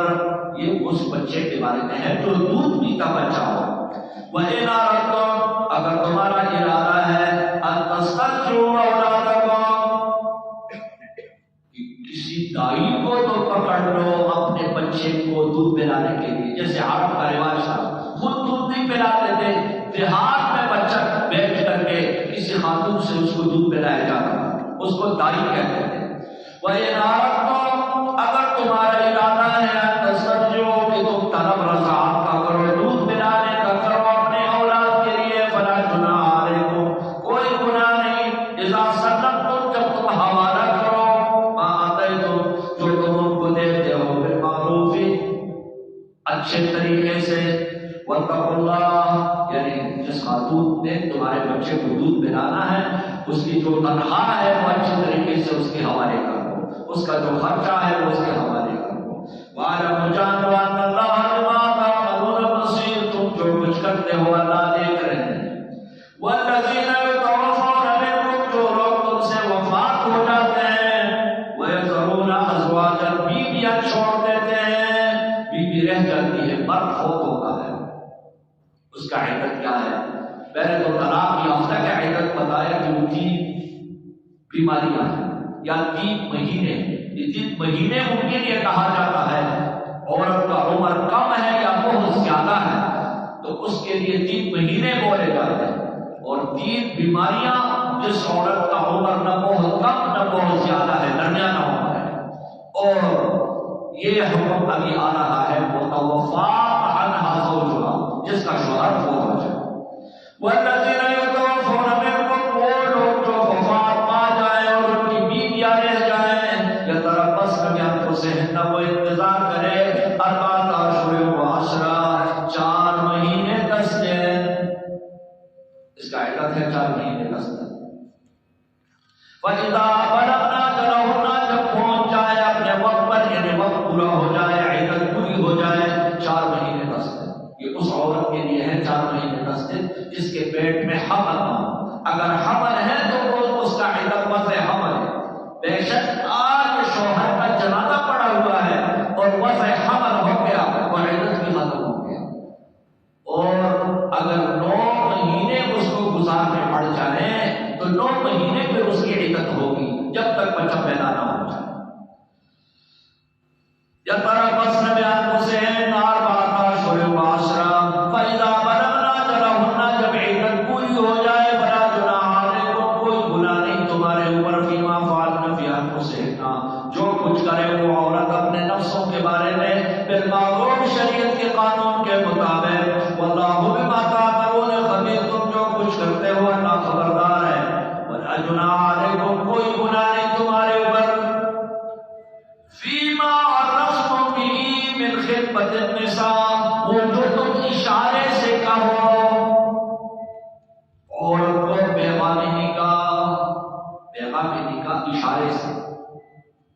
کوئی عورت عدت کے اندر ہے، کسی شخص نے اس کے ساتھ نکاح کرنا ہے، صراحتاً اس کو نہیں کہہ سکتے بھی نہیں سکتا کہ میں نے تمہارے ساتھ نکاح کرنا ہے، عدت کے اندر اس بات کا تذکرہ نہیں کرنا نہ فرما رہے۔ نکاح ہونا تو بات کی بات ہے، اشارہ بھی نہ کرے، یعنی تصریح بھی نہ کرے، ہاں اشارے سے کہے میں نے بھی نکاح کرنا ہے، اللہ کرے کوئی نیک خاتون مل جائے، اس طرح اشارے سے بات کر سکتا ہے، صراحتاً کوئی بات نہیں کر سکتا۔ فلا جناح علیکم فیما فعلن فی انفسکم بالمعروف واللہ بما تعملون خبیر، ولا جناح علیکم کوئی گناہ نہیں فیما رسم به، وہ جو تم اشارے سے کہو، من خطبۃ النساء پیغام نکاح، ایک خطبہ ہوتا ہے اور یہ خطبہ ہے، خطبہ پیغام نکاح کو کہتے ہیں۔ او اکننتم فی انفسکم، یا اگر تم نے دل میں چھپایا ہے کہ اس خاتون کا عدت ختم ہو جائے تو میں نے اس سے نکاح کرنا ہے، تو اس میں بھی کوئی حرج نہیں ہے اگر دل میں کوئی بات چھپائے گا۔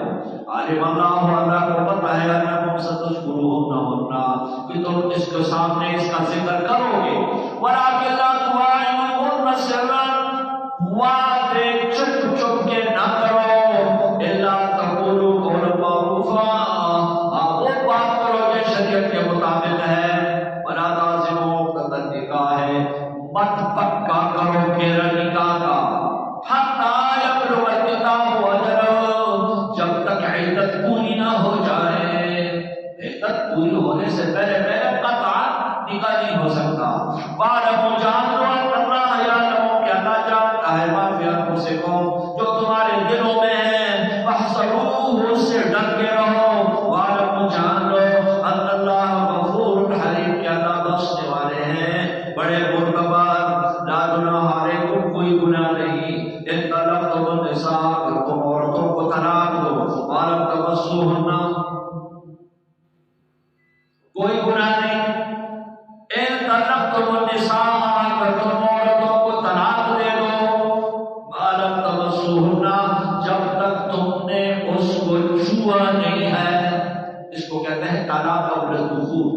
کسی شخص نے شادی کر لی، اب بیوی کے قریب ہی نہیں گیا، طلاق پہلے سے دے دی، اس کو کیا کہتے ہیں؟ طلاق قبل الدخول۔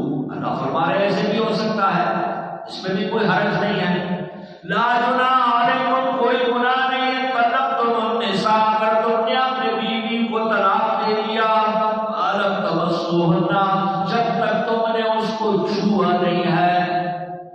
ایسے میں دو صورت ہے، اگر اس کا مہر مقرر ہے، پہلے سے آپ نے اس کے لیے مثلا ₹1,00,000 مہر مقرر کر دیا ہے، اب طلاق قبل دخول ہوا، اس کو 50,000 دینے پڑیں گے، آدھا مہر دینا پڑے گا۔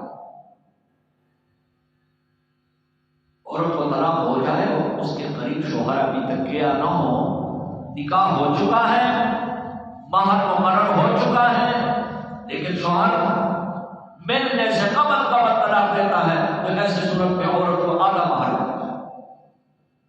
اور اگر مہر بھی مقرر نہیں ہو، مہر مقرر نہ ہو، نکاح بھی ہو جاتا ہے، مہر مقرر نہیں ہوا، صرف گواہوں کا ہونا ضروری ہے، نکاح میں گواہوں کا ہونا لازم ہے، مہر کے بغیر بھی نکاح ہو سکتا ہے، مہر بعد میں مقرر ہو سکتا ہے، مہر جسم دیکھا جائے کہ اس عورت کے بہنوں کا کتنا مہر ہے، اتنا مہر اس کو دے دیا جائے۔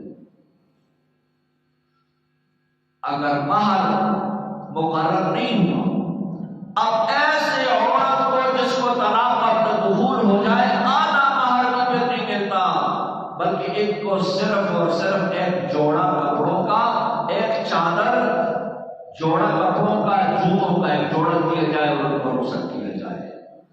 لا جناح علیکم، کوئی گناہ نہیں، طلقتم النساء، اگر تم نے عورتوں کو طلاق دیا، ما لم تمسوہن، جب تک تم ان کے قریب نہ گئے ہو، او تفریضوا لہن فریضہ، یا ان کے لیے مہر مقرر نہ ہوا ہو، ومتعوہن، مہر مقرر نہ ہوا ہو، تو ایسے صورت میں عورت کو متعہ دیا جائے۔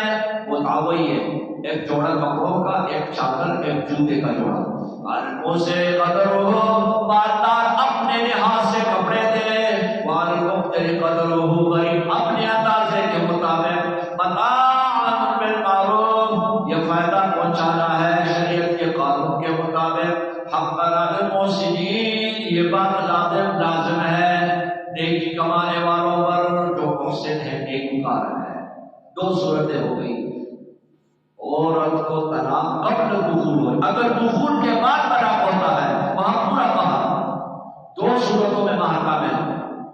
عورت گھر لایا گیا، شوہر اس کے قریب چلا گیا، ہمیں مہر پوری دینے پڑی۔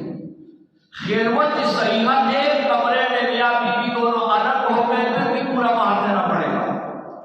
اور ایک صورت اور ہے کہ شوہر فوت ہو جائے، ابھی بیوی کے قریب نہیں کیا لیکن فوت ہو گیا، اس عورت کو بھی پورا مہر ملتا ہے، اس کو بھی مہر پورا ملے گا۔ آدھا مہر کون سی صورت میں ملے گا؟ جب طلاق قبل دخول سے پہلے طلاق ہو گیا اور مہر مقرر ہو چکا تھا، مثال میں نے دی جیسے لاکھ ہے تو 50,000 دینے پڑیں گے، اور اگر مہر مقرر ہی نہیں ہے، ایسے نکاح ہو گیا اور عورت گھر میں آئی اور پھر اس کو طلاق ہو گیا دخول سے قبل، یعنی شوہر ملا نہیں ہے، ایسے عورت کا مہر بھی نہیں ہے، بلکہ اس کو ایک جوڑا کپڑوں کا، ایک چادر، ایک جوتا دے دیا جائے۔ الموسع قدرہ وعلی المقتر قدرہ متاعا بالمعروف حقا علی المحسنین وَإِن طَلَّقْتُمُوهُنَّ، اگر تم نے عورتوں کو طلاق دے دیا من قبل ان تمسوهن، مس سے یعنی ہونے سے، وَفَرَضْتُمْ فَرِیضَةً، اور تم نے ان کے لیے مہر مقرر کر دیا، اس کو فرضتم، پھر آدھا مہر کو دینا پڑے گا، الا یعفون، اگر معاف کر دیں، آدھا بھی دینا، الذی بیدہ عقدۃ النکاح، یا جس کے ہاتھ میں نکاح کا، یا اور یا پھر شوہر کہے کہ آدھا کیوں پورے ہی لے جاؤ، او یعفو الذی، اس کے ہاتھ میں عقدۃ النکاح، نکاح کا گرہ ہے، وہ مرد کی نکاح کے ہاتھ میں ہے، عورت کے ہاتھ میں نہیں ہے۔ مرد جب چاہے تو عورت کو طلاق دے سکتا ہے، مرد چاہے تو عورت کو رجوع کر سکتا ہے، یہ رجوع طلاق یہ عورت کے ہاتھ میں نہیں ہے۔ وَأَن تَعْفُوا، یہ کہ تم درگزر کرو ایک دوسرے سے، اقرب للتقویٰ، یہ تقوی کے قریب ہے، وَلَا تَنسَوْا الْفَضْلَ، مت بھولو احسان، بینکم، آپس میں ایک دوسرے پر احسان کرتے رہو، احسان فراموشی نہ کرو، وَلَا تَنسَوْا الْفَضْلَ، مت بھولو احسان کرنا بینکم، آپس میں، إِنَّ اللَّهَ بِمَا تَعْمَلُونَ بَصِيرٌ، تم جو کچھ کرتے ہو اللہ دیکھ رہا ہے۔ 2-4 منٹ کے لیے وقفہ ہے۔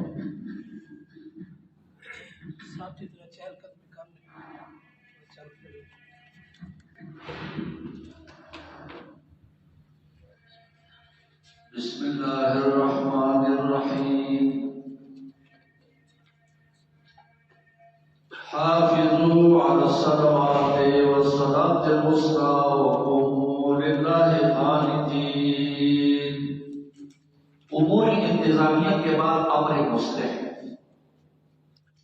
نماز اس کو ہمارے شروع امر مصلح سے، بھائی نماز پڑھو گے، نماز کی پابندی کرو گے تو اللہ سارے معاملے تمہارے لیے آسان بنائے گا۔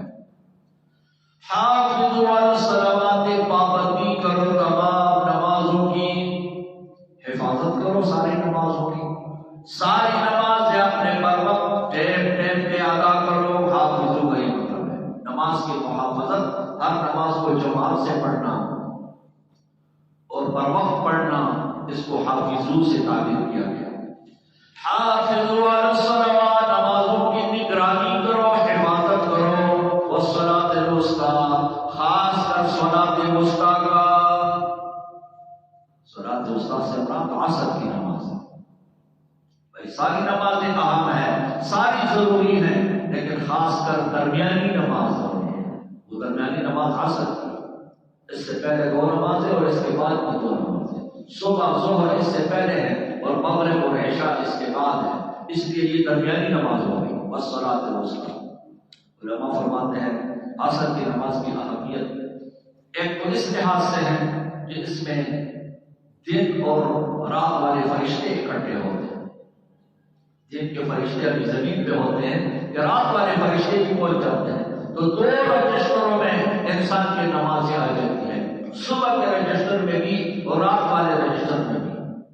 پھر یہ ٹائم بہت اہم ہے، کاروباری لوگ اس ٹائم اپنا کاروبار سنبھال غریب پیشہ لوگ گھروں کو جانے کی کوشش میں ہوتے ہیں تو اکثر یہ نماز چھوٹ جاتی ہے، اس لیے اللہ نے اس کی تاکید فرما دی۔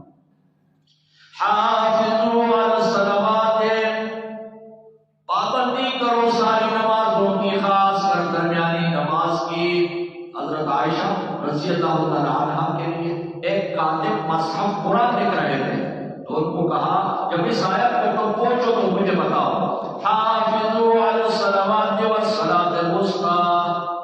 جب وہ پہنچا حضرت عائشہ کو بتایا کہ میں یہاں لکھ رہا ہوں یہ آیت، انہوں نے کہا اس کے ساتھ بین السطور لکھ لو، حافظوا علی الصلوات والصلاۃ الوسطیٰ وصلاۃ العصر وقوموا للہ قانتین۔ یہ صلاۃ العصر گویا تفسیر ہو گئی وصلاۃ الوسطیٰ، وقوموا للہ قانتین، کھڑے ہو جایا کرو اللہ کے سامنے، قانتین ساکتین واجبین، چپ خاموش، حرکات سکنات نہیں کرنے نماز میں۔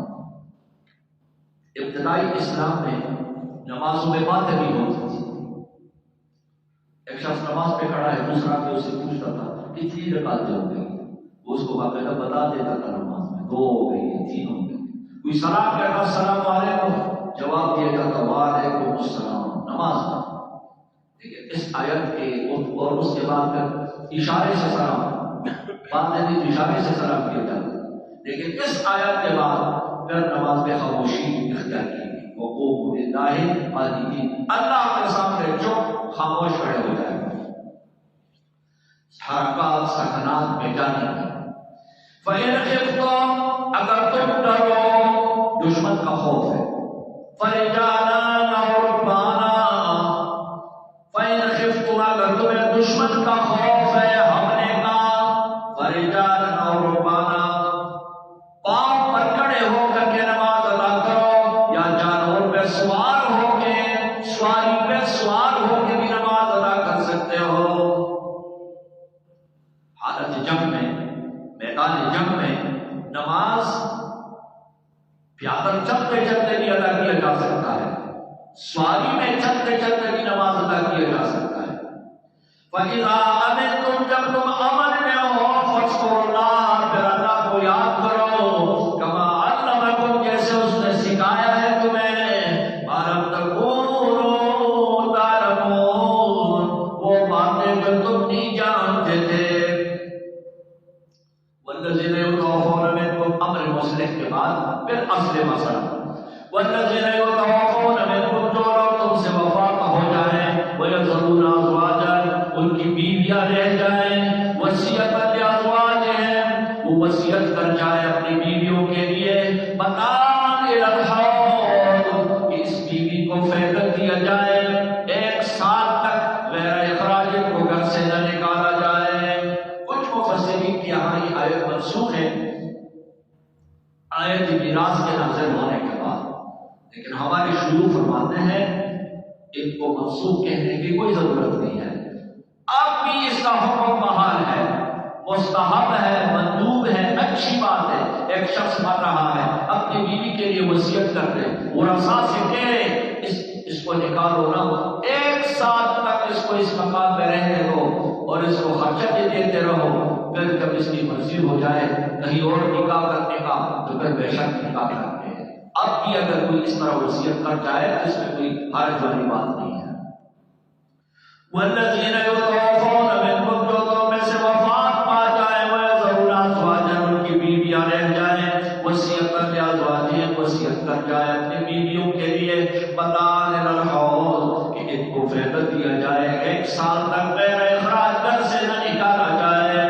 ہاں فَإِنْ خَرَجْنَا، اگر وہ اپنی مرضی سے نکل جائے، فَلَا جُنَاحَ عَلَيْكُمْ، تم پر کوئی گناہ نہیں، فِيمَا فَعَلْنَ فِي أَنفُسِهِنَّ، جو کچھ انہوں نے کیا اپنے نفسوں کے بارے میں، بالمعروف، شریعت کے قانون کے مطابق،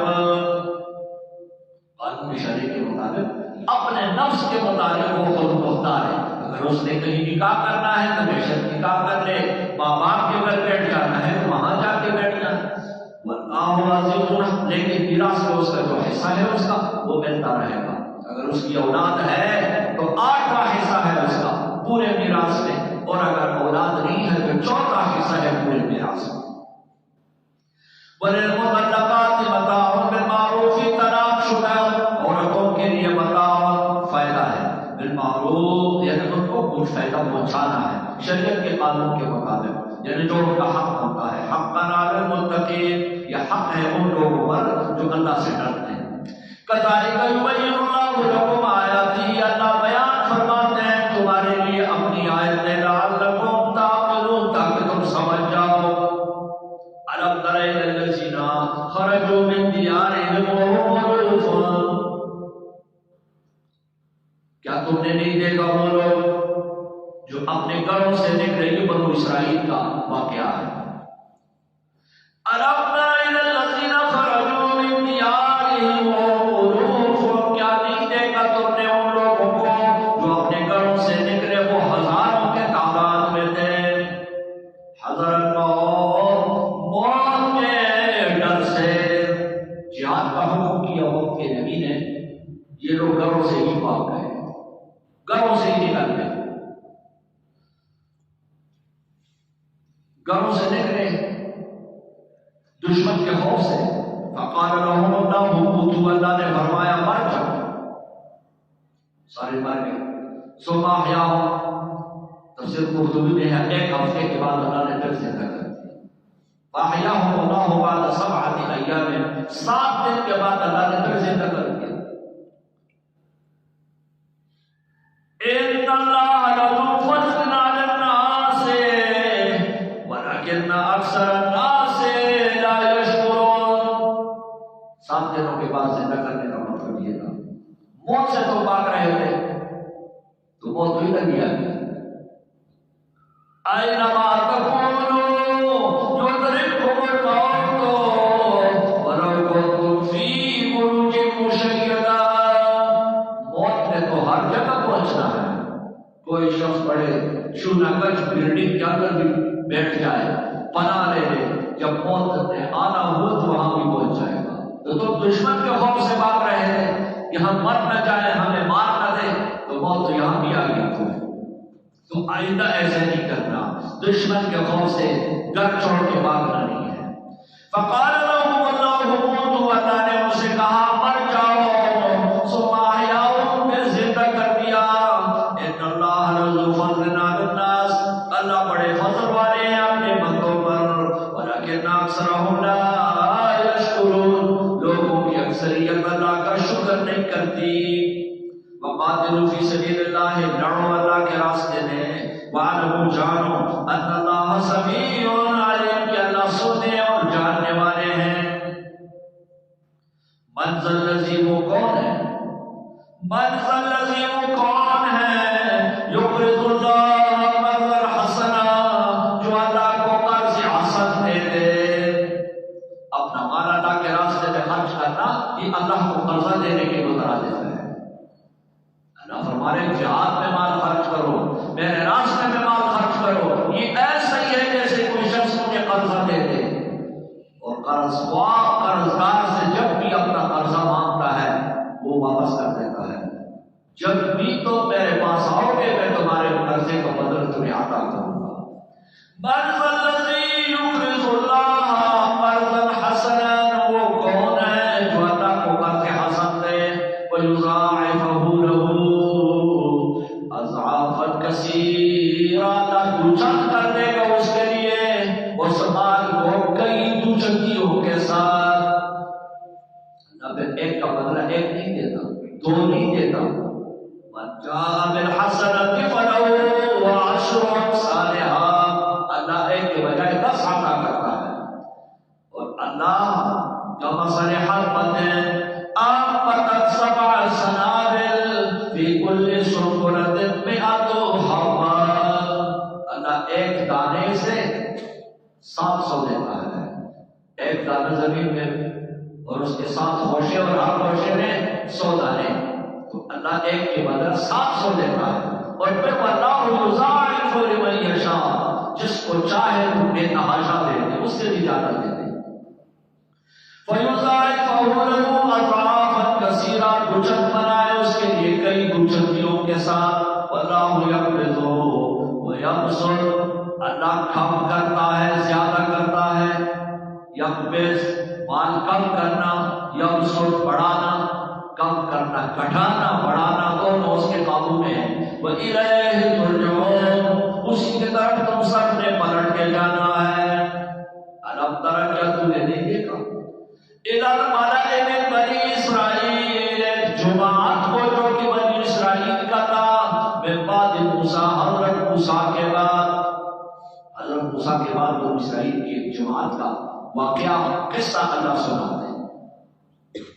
یہ حضرت شمویل کا دور ہے، پیغمبر ہے حضرت شمویل، حضرت موسیٰ کے بعد آئے، حضرت عیسیٰ سے 1000 سال پہ۔ الم تر الی الملأ، کیا نہیں دیکھا تو نے ایک جماعت کو من بنی اسرائیل، جو بنی اسرائیل میں سے تھا، من بعد موسیٰ، حضرت موسیٰ کے بعد، اس قالوا، انہوں نے کہا لنبی اللہ، اپنے نبی سے، حضرت شمویل سے کہا، ابعث لنا ملکا، ہمارے لیے ایک امیر مقرر کر دو، ملک بادشاہ، امیر، ابعث لنا ملکا، ہمارے لیے ایک امیر مقرر کر دو، نقاتل فی سبیل اللہ، تاکہ ہم اللہ کے راستے میں جہاد کریں۔ قال، پیغمبر نے کہا، حضرت شمویل نے، حل عصیتم، قریب ہے، ان کتب علیکم القتال، اگر اللہ فرض کر دے تمہارے اوپر جہاد، اللہ تقاتلوا، پھر تم لڑ نہیں سکو گے۔ جہاد فرض ہو گیا ایک دفعہ، پھر فرض ہو جائے گا، لیکن پھر اگر تم نہیں لڑو گے تو پھر گنہگار ہو گے۔ اس سے پھر بہتر ہے کہ تم آرام سے بیٹھے رہو، جہاد کا تمنا نہ کرو۔ حل عصیتم، قریب ہے، ان کتب علیکم القتال، اگر تمہارے اوپر دشمن کے ساتھ لڑنا فرض ہو گیا، اللہ تقاتلوا، پھر نہیں لڑ سکو گے۔ قالوا، کہنے لگے، وما لنا، کیا ہو چکا ہوگا، ان نقاتل، کہ ہم نہیں لڑیں گے، فی سبیل اللہ، اللہ کے راستے میں، ہمیں کیا ہو چکا ہوگا کہ ہم اللہ کے راستے میں جہاد نہیں کریں گے۔ وقد اخرجنا من دیارنا، حالانکہ دشمنوں نے ہمیں نکال دیا ہے اپنے گھروں سے، وابنائنا، اور اپنے بچوں سے، انہوں نے ہمیں تتر بتر کر دیا ہے، اپنے گھروں سے نکال دیا ہے، پھر ہم نہیں لڑیں گے، کون لڑے گا۔ فلما كتب عليهم القتال، جب ان کے اوپر لڑائی فرض ہو گئی، تولوا، انہوں نے پیٹھ پھیر لیا، الا قليلا منهم، مگر تھوڑے سے رہ گئے۔ واللہ علیم بالظالمین، اللہ ظالموں کو خوب جانتا ہے۔ وقال لهم نبيهم، نبی نے ان کو کہا، حضرت شمویل نے، ان اللہ قد بعث لكم طالوت ملکا، اللہ نے تمہارے لیے مقرر کر دیا طالوت، کہ وہ تمہارے امیر ہوں گے، کمانڈر طالوت ہوں گے۔ قالوا، کہنے لگے، انا یکون له الملک علینا، وہ کیسے ہمارے کمانڈر ہو سکتے ہیں، ونحن احق بالملک منه، ہم اس سے زیادہ لائق ہیں کہ ہم بادشاہ بن جائیں، امیر بن جائیں، امیری کا حق ہمارا، کیوں جی؟ وَلَمْ يُؤْتَ سَعْةً مِّنَ الْمَالِ، اس کے پاس تو کوئی مال نہیں ہے، غریب آدمی ہے، تو غریب کو عہدہ دینا اور مالدار کو پیچھے چھوڑنا تو اچھی بات نہیں ہے۔ ان کا خیال تھا کہ جو مالدار ہوں گے، مفسرین کہتے ہیں کہ طالوت یہ بنیامین کی اولاد میں سے ہے، طالوت بنیامین کی اولاد میں سے، تو یہ لوگ تھے یہودا کی اولاد میں سے، حضرت یہودا کے اولاد میں سے، تو ان کا یہ خیال تھا کہ جو مالدار طاقتور شخص کی اولاد ہے وہ مستحق ہے اس چیز کے، ممبر بننے کے، چیئرمین بننے کے، وہ مستحق ہے، تو غریب آدمی کو کیسے آگے آتا ہے ہم سے؟ قالوا انا يكون له الملك علينا، کیسے اس کے لیے بادشاہت ہو سکتی ہے ہمارے اوپر، ونحن احق بالملک منه، ہم زیادہ اس سے حقدار ہیں، کیوں جی؟ ولم يؤت سعة من المال، اس لیے کہ یہ مالدار نہیں ہے۔ اور حضرت شمویل نے کہا، ان اللہ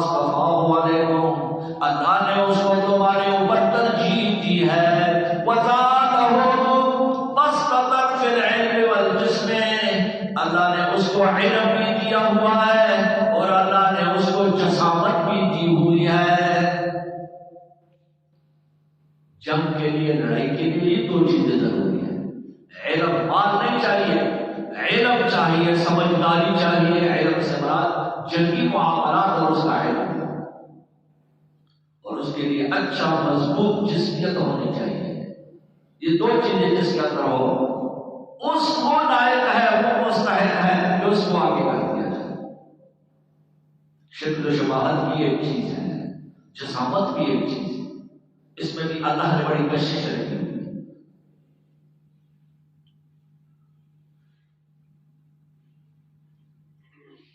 فوج میں بھرتی ہونے کے لیے قد کا بڑا عمل دخل ہوتا ہے۔ پہلے اس کو ناپا جاتا ہے، اس کا سینہ کتنا ہے، اس کا قد کتنا ہے، تب جا کے اس کو بھرتی کیا جاتا ہے۔ تو کہنے لگے حضرت شبیر کہ ایک تو ان کے پاس جنگی چاروں کا علم ہے، علم سے مراد جنگی چاروں کا علم ہے، اور دوسرا اس کی جسامت بھی صحیح ہے۔ وَاللَّهُ يُؤْتِي مُلْكَهُ، پھر سب سے بڑی بات تو یہ ہے کہ اوپر سے حکم ہے، میں اپنے طرف سے تو نہیں کہہ رہا۔ وَاللَّهُ يُؤْتِي مُلْكَهُ، اللہ عطا کرتا ہے بادشاہت اور حکومت من یشاء، جسے چاہتا ہے۔ وَاللَّهُ وَاسِعٌ عَلِيمٌ، اللہ واسع، وسع فراخی کو کہتا ہے، اس کا علم فراخ ہے، سب کچھ جانتا ہے وہ۔ اگر واسع مغفرت کے مقابلے میں آ جائے تو واسع المغفرہ، اس کی مغفرت وسیع ہے۔ واسع درجات، درجات بلندی اس کے طاقت میں ہے۔ یہاں یہی مطلب ہے کہ کسی کو بڑا مرتبہ دینا یہ اللہ کا کام ہے۔ وقال لهم نبیہ، نبی نے کہا حضرت شبیر نے، ان آیت ملکی، اس کی حکمرانی کی نشانی یہ ہے۔ بنی اسرائیل سے کہا تمہارے پاس ایک صندوق تھا جس کے اندر انبیاء کرام کے تبرکات تھے، وہ تم سے تمہارے جو دشمن چھین کے لے گئے ہیں، عمالقہ قوم جو تمہاری دشمن ہے، وہ ان چیزوں کو چھین کر لے گئے ہیں۔ اگر وہ صندوق آ جائے، آتے آتے طالوت کے سامنے لگا دیا جائے، تو پھر تو تمہیں ماننا پڑے گا کہ واقعی اس کو اللہ نے ہمارے اوپر امیر مقرر کر دیا۔ کہنے لگے ہاں، اور دیکھا آسمان میں فضا میں صندوق آ رہا ہے، آتے آتے آتے طالوت کے سامنے صندوق رکھ دی۔ لیکن جس نے نہیں ماننا ہوتا وہ نہیں مانتا، ورنہ ان کو بھی یقین آنا چاہیے کہ بھائی واقعی یہ اللہ کی طرف سے ہمارے لیے امیر مقرر ہے۔ اب مجبور ہو گئے۔ وقال لهم نبی، نبی نے ان کو بتایا ان آیت ملکی، اس کی حکمرانی کی نشانی دیکھو، آیات یقوم تابوت، تابوت تمہارے پاس آئے گا۔ تابوت صندوق کو کہتے ہیں، خاص کر جو لکڑی کا صندوق ہو اس کو تابوت کہتے ہیں۔ آیات یقوم تابوت فیہ سکینۃ من ربکم، اس تابوت میں، اس صندوق میں سکینہ ہے، اطمینان ہے تمہارے رب کی طرف سے۔ یہ صندوق بنی اسرائیل جہاں جاتے صندوق ساتھ لے جا کے رکھتے، اس سے ایک قسم کا سکون ہوتا، ربط اور قلب ہوتا، اس لیے۔ لیکن وہ چھین لیا دشمنوں نے، عمالقہ نے چھین لیا ان سے۔ فیہ سکینۃ، اس صندوق میں سکینہ ہے، اطمینان ہے تمہارے رب کی طرف سے۔ وہ بقیت، اور اس کے اندر آثار قدیمہ ہے، مما ترک آل موسیٰ وآل ہارون، جو چھوڑ گئے تھے آل موسیٰ اور آل ہارون، تحملہ الملائکہ، فرشتے اس کو اٹھا کے لائیں گے۔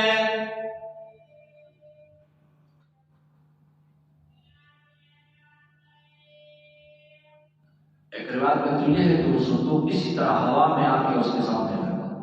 ایک اور روایت میں ہے، یہ حضرت ابن عباس کی روایت ہے، ایک اور روایت میں ہے کہ فرشتوں نے اس صندوق کو بیل گاڑی پہ لاد کے طالوت کے سامنے اتار دی۔ وَبَقِيَّةٌ مِّمَّا تَرَكَ آلُ مُوسَىٰ وَآلُ هَارُونَ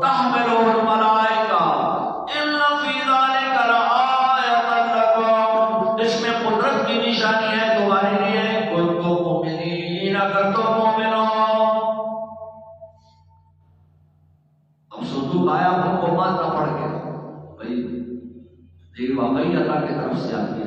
چلو فلما فصل طالوت بالجنود، جب نکلے حضرت طالوت بالجنود لشکروں کے ساتھ، روایت میں ہے 80,000 بندے اس کے ساتھ تھے.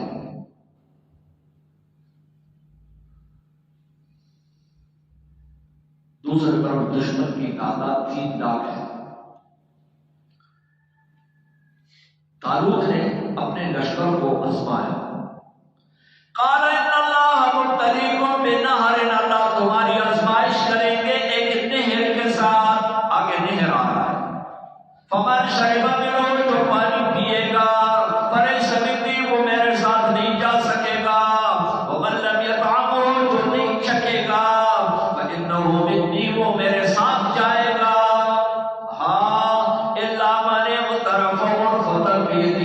اگر کوئی چلو بڑھ کر پی لے تو خیر ہے، سیر ہو کے سیراب ہو کے پانی نہیں پینا ہے. تو سیراب ہو کے پانی کسی نے نہیں پینا.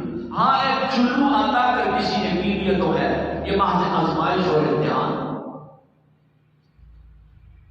الا من اقترف غرفا، اگر کوئی ایک چلو بننے، ایک چلو غرفہ کرنا ہے اس کو بیدی، آج کے اصطلاح میں غرفہ کمرے کو کہتے ہیں، قرآنی اصطلاح میں غرفہ چلو کو کہتے ہیں.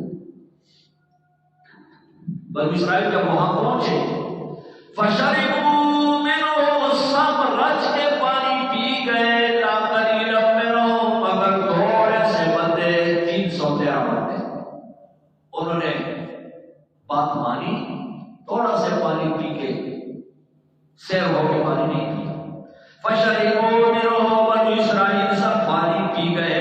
الا قلیلا منہم، مگر تھوڑے سے رہ گئے. حدیث کے روح سے 313 رہ. اس 313 کے عدد میں بھی اللہ نے عجیب خصوصیت رکھی ہے. بدر میں بھی 313 اور یہاں بھی 313. فلما جاوزه هو والذین آمنوا معه، فلما جاوزه، جب نہر کو پار کر گیا، ہوا طالوت والذین آمنوا معه، اور وہ لوگ جو ایمان لا چکے تھے. بظاہر ایمان تھا، اندر سے کمزوری تھی. قالوا، اب کہنے لگے لا طاقت لنا اليوم بجالوت وجنوده، ہمیں کوئی طاقت نہیں جالوت کے ساتھ مقابلے کرنے کا، وجنوده، اور اس کے لشکر سے مقابلے کرنے کا. اب پانی اتنا پی گئے کہ اب وہ ہل نہ سکے، پیٹ بھاری ہو گئے. کہنے لگے ہم مقابلہ نہیں کر سکتے جالوت اور اس کے لشکروں کے ساتھ. قال الذین، واپس چلنا شروع کر دیا. 80,000 میں سے صرف 313 رہ گئے. قال الذین یظنون، کہا انہوں نے جن کو یقین تھا، انہم ملاقو اللہ، کہ ہماری ملاقات اللہ سے ہوگی. مریں گے تو کدھر جائیں گے؟ اللہ کے پاس جائیں گے. قال الذین، کہا ان لوگوں نے، یظنون، جن کو یقین تھا، انہم ملاقو اللہ، کہ ہماری ملاقات اللہ سے ہوگی. کیا کہنے لگے؟ کم من فئۃ قلیلۃ غلبت فئۃ کثیرۃ باذن اللہ. کم من فئۃ، کتنی جماعتیں قلیلہ کم، غلبت غلبہ کر جاتی ہے، فئۃ کثیرۃ، بڑی بڑی جماعتوں پر، باذن اللہ، جب اللہ کا حکم ان کے ساتھ، اللہ کا مدد ان کے ساتھ شامل حال ہوتا ہے. ایمان والے کہنے لگے بساوت چھوٹی چھوٹی جماعتوں کو بھی اللہ غالب قرار دیتا ہے، بڑی بڑی جماعتوں پر باذن اللہ، جب اللہ کا مدد ان کے ساتھ شامل ہوتا ہے. واللہ مع الصابرین، اور اللہ کی مدد ہے صبر کرنے والوں کے ساتھ. ہم صبر کریں گے، ڈٹیں گے دشمن کے ساتھ، تو اللہ مدد بھی فرمائے گا. ولما برزوا لجالوت وجنوده، جب وہ آمنے سامنے ہو گئے جالوت اور اس کے لشکروں کے. سب سے پہلے اللہ کے حضور دعا کرتا. قالوا کہنے لگے ربنا افرغ علینا صبرا وثبت اقدامنا وانصرنا علی القوم الکافرین. اللہ والوں کو، انبیاء کرام کو جب بھی کوئی مشکل پیش آ جاتا وہ اللہ کی طرف رجوع کرتے ہیں. جنگ بدر میں بھی رسول اللہ صلی اللہ علیہ وسلم نے سب سے پہلے خیمے سے باہر آ کر کے اللہ کے سامنے گڑ گڑانا شروع کر دیا، اللہ کے سامنے فریاد شروع کر دی. اتنے الحاح سے اور اتنے عاجزی سے دعا مانگنے شروع کر دی. جو چادر ڈال دی تو چادر بھی پیچھے گر گیا، چادر بھی پیچھے گر. صدیق اکبر نے چادر اٹھا کے کندھوں پہ ڈالا اور فرمایا حسبک، بس بس کا مطلب اتنی الحاح اور اتنے خشوع خضوع سے اللہ کا نبی ہو اور وہ دعا مانگ لے، دعا اس کی قبول ہو چکی ہوتی ہے. آپ کی دعا بھی اللہ نے قبول کر دی. ایسے ہی ہوا. اللہ والوں کو جب بھی کوئی مشکل پیش آتا ہے وہ رجوع کس کی طرف کرتے ہیں؟ اللہ کی طرف کرتے ہیں. وَلَمَّا بَرَزُوا لِجَالُوتَ وَجُنُودِهِ، جب آمنا سامنا ہوا ان کا جالوت اور اس کے لشکر کے ساتھ، قالوا کہنے لگے ربنا، اے ہمارے رب، افرغ علینا صبر، ہمارے اوپر صبر ڈال دے، یا اللہ صبر ڈال دے. وثبت اقدامنا، ہماری قدموں کو جما دے. وانصرنا، ہمیں مدد دے. علی القوم الکافرین، کافروں کے خلاف. دعا یہ مانگ ربنا افرغ علینا صبرا، یا اللہ اڈھیل دے ہمارے اوپر صبر کو. افراط اصل میں کہتے ہیں پانی کو اٹھا کے یوں بہا دینا. افرغ علینا صبرا، ہمارے اوپر صبر بہا دے، یعنی صبر ہمیں دے. وثبت اقدامنا، دشمن کے خلاف ہماری قدمیں جما دے. وانصرنا، ہمیں مدد دے. علی القوم الکافرین، کافروں کے خلاف. فہزموہم بإذن اللہ، شکست دے دیا طالوت اور اس کے لشکر نے عمالقہ کی 3 لاکھ فوج کو بإذن اللہ، اللہ کے حکم سے. 313 بندے 3 لاکھ پہ اللہ نے غالب کر دیا. فہزموہم، شکست دے دیا طالوت کے لشکر نے. عمالقہ کو بإذن اللہ، اللہ کے حکم سے. وقتل داؤد جالوتا، مار دیا حضرت داؤد نے جالوت کو. حضرت داؤد اس وقت پیغمبر نہیں بنے، وہ طالوت کے لشکر میں تھے. طالوت کے لشکر میں کہتے ہیں اس کا 6 بھائی اور باپوں کی لشکر میں تھے. 6 بھائی، والد بھی. حضرت داؤد سب سے چھوٹے تھے.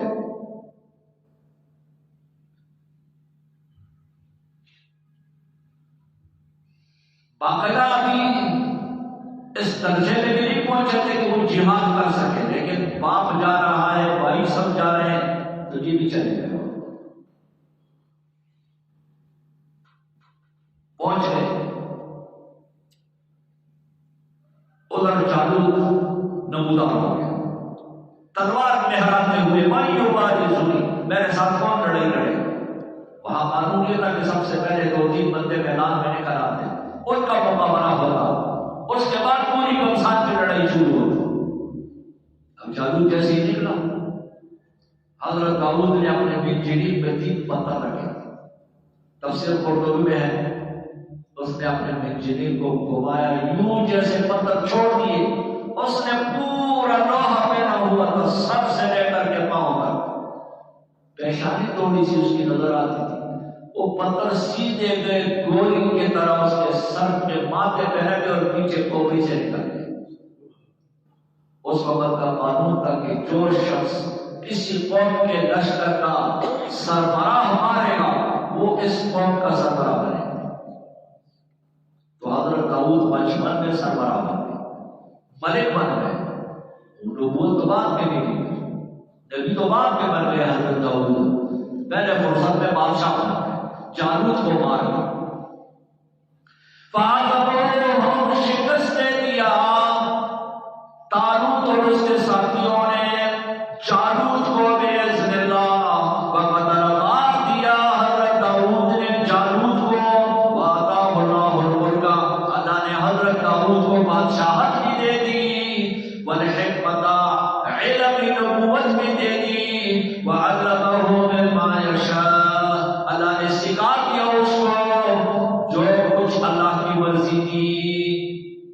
ولولا دفع اللہ الناس بعضهم ببعض، اللہ دفع کرتا ہے بعض لوگوں کو بعض کے ساتھ۔ لفظ دفع کا عربی میں معنی ہوتا ہے دھکا دینا، کسی کو دھکا دینا، اس کا معنی دفع۔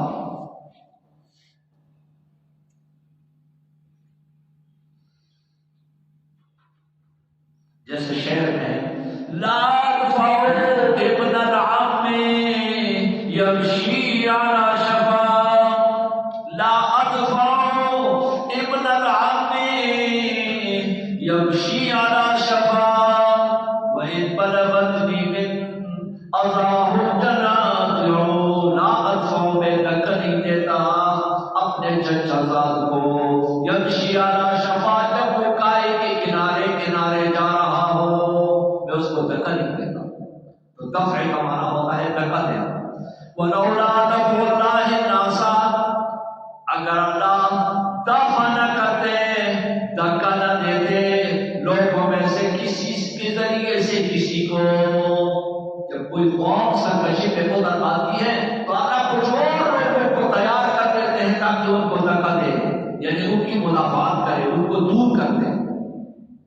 ولولا دفع اللہ الناس بعضهم ببعض، اگر اللہ لوگوں کو بعض کو بعض کے ذریعے سے کمزور نہ بناتے، لفسدت الارض، تو پوری زمین فساد بن جاتی، ولکن اللہ ذو فضل علی العالمین، اللہ بڑے فضل والے ہیں جہان والوں پر۔ جو لوگ سرکشی اختیار کرتے ہیں اللہ ان کے مقابلے میں ایسے لوگ پیدا کر دیتے ہیں جو ان کو سرکشی سے باز رکھتے ہیں، ان کی مدافعت کرتے ہیں۔ تلک آیات اللہ نتلوها علیک بالحق، یہ اللہ کی آیتیں ہیں جو ہم پڑھ کر تمہیں سناتے ہیں میرے نبی، حق کے ساتھ، سچ مچ۔ اور پتہ چل گیا کہ انک لمن المرسلین، آپ واقعی اللہ کے پیغمبروں میں سے ہیں۔ ان واقعات کا علم نہ مکے والوں کے پاس نہ کسی کے پاس کہ یہ واقعات آپ ان کو سنا رہے ہیں اور بتا رہے ہیں، حالانکہ کسی مخبر نے آپ کو خبر نہ دی، کسی اطلاع دینے والے نے آپ کو اطلاع نہ دی، معلوم ہوا کہ آپ کا اللہ کے ساتھ رابطہ ہے اور آپ اللہ کے پیغمبر ہیں۔ اللہم صلی علی سیدنا و مولانا محمد عبدک و رسولک و صلی علی، دعا کریں۔ اللهم صل على سيدنا ومولانا محمد عبدك ورسولك وصل على المؤمنين والمؤمنات والمسلمين والمسلمات، اللهم لا مانع لما أعطيت ولا معطي لما منعت ولا ينفع ذا الجد منك الجد، اللهم اكفنا بحلالك عن حرامك واغننا بفضلك عمن سواك، اللهم يا قاضي الحاجات يا مجيب الدعوات، اللهم اقض حاجاتنا وامن روعاتنا، اللهم انك عفو كريم تحب العفو فاعف عنا یا کریم۔ یا اللہ صغیر کبیر گناہوں کو معاف فرما، یا اللہ صغیر کبیر گناہوں کو معاف فرما، یا اللہ صغیر کبیر گناہوں کو معاف فرما۔ عالم اسلام کے مسلمانوں کی جان اور عقل کی حفاظت فرما، یا اللہ بیماروں کو شفاء کاملہ عطا فرما، یا اللہ بیماروں کو شفاء کاملہ عطا فرما، پریشان حالوں کی پریشانیاں دور فرما، عالم اسلام کے مسلمانوں کی مال و جان اور آبرو کی حفاظت فرما، مسلمانان فلسطین پر اپنا خصوصی رحم و کرم فرما، مسلمانان کشمیر پر اپنا رحم و کرم فرما، دشمنان اسلام دشمنان قرآن کو یا اللہ نیست و نابود اور تباہ و برباد فرما، یا اللہ اس ملک کی حفاظت فرما، یا اللہ اس ملک کی حفاظت فرما، یا اللہ اس ملک کے رہنے والوں پہ رحم فرما، یا اللہ ہر قسم کے مسائل پریشانیوں سے یا اللہ حفاظت فرما دے، یا اللہ جو ہمارے اقارب رشتہ دار دوست احباب والدین فوت ہو چکے ہیں یا اللہ سب کو جنت الفردوس میں عطا فرما دے، سب کے غلطیوں کو معاف فرما دے۔ صلی اللہ تعالی علی خیر خلقہ محمد و آلہ و اصحابہ اجمعین۔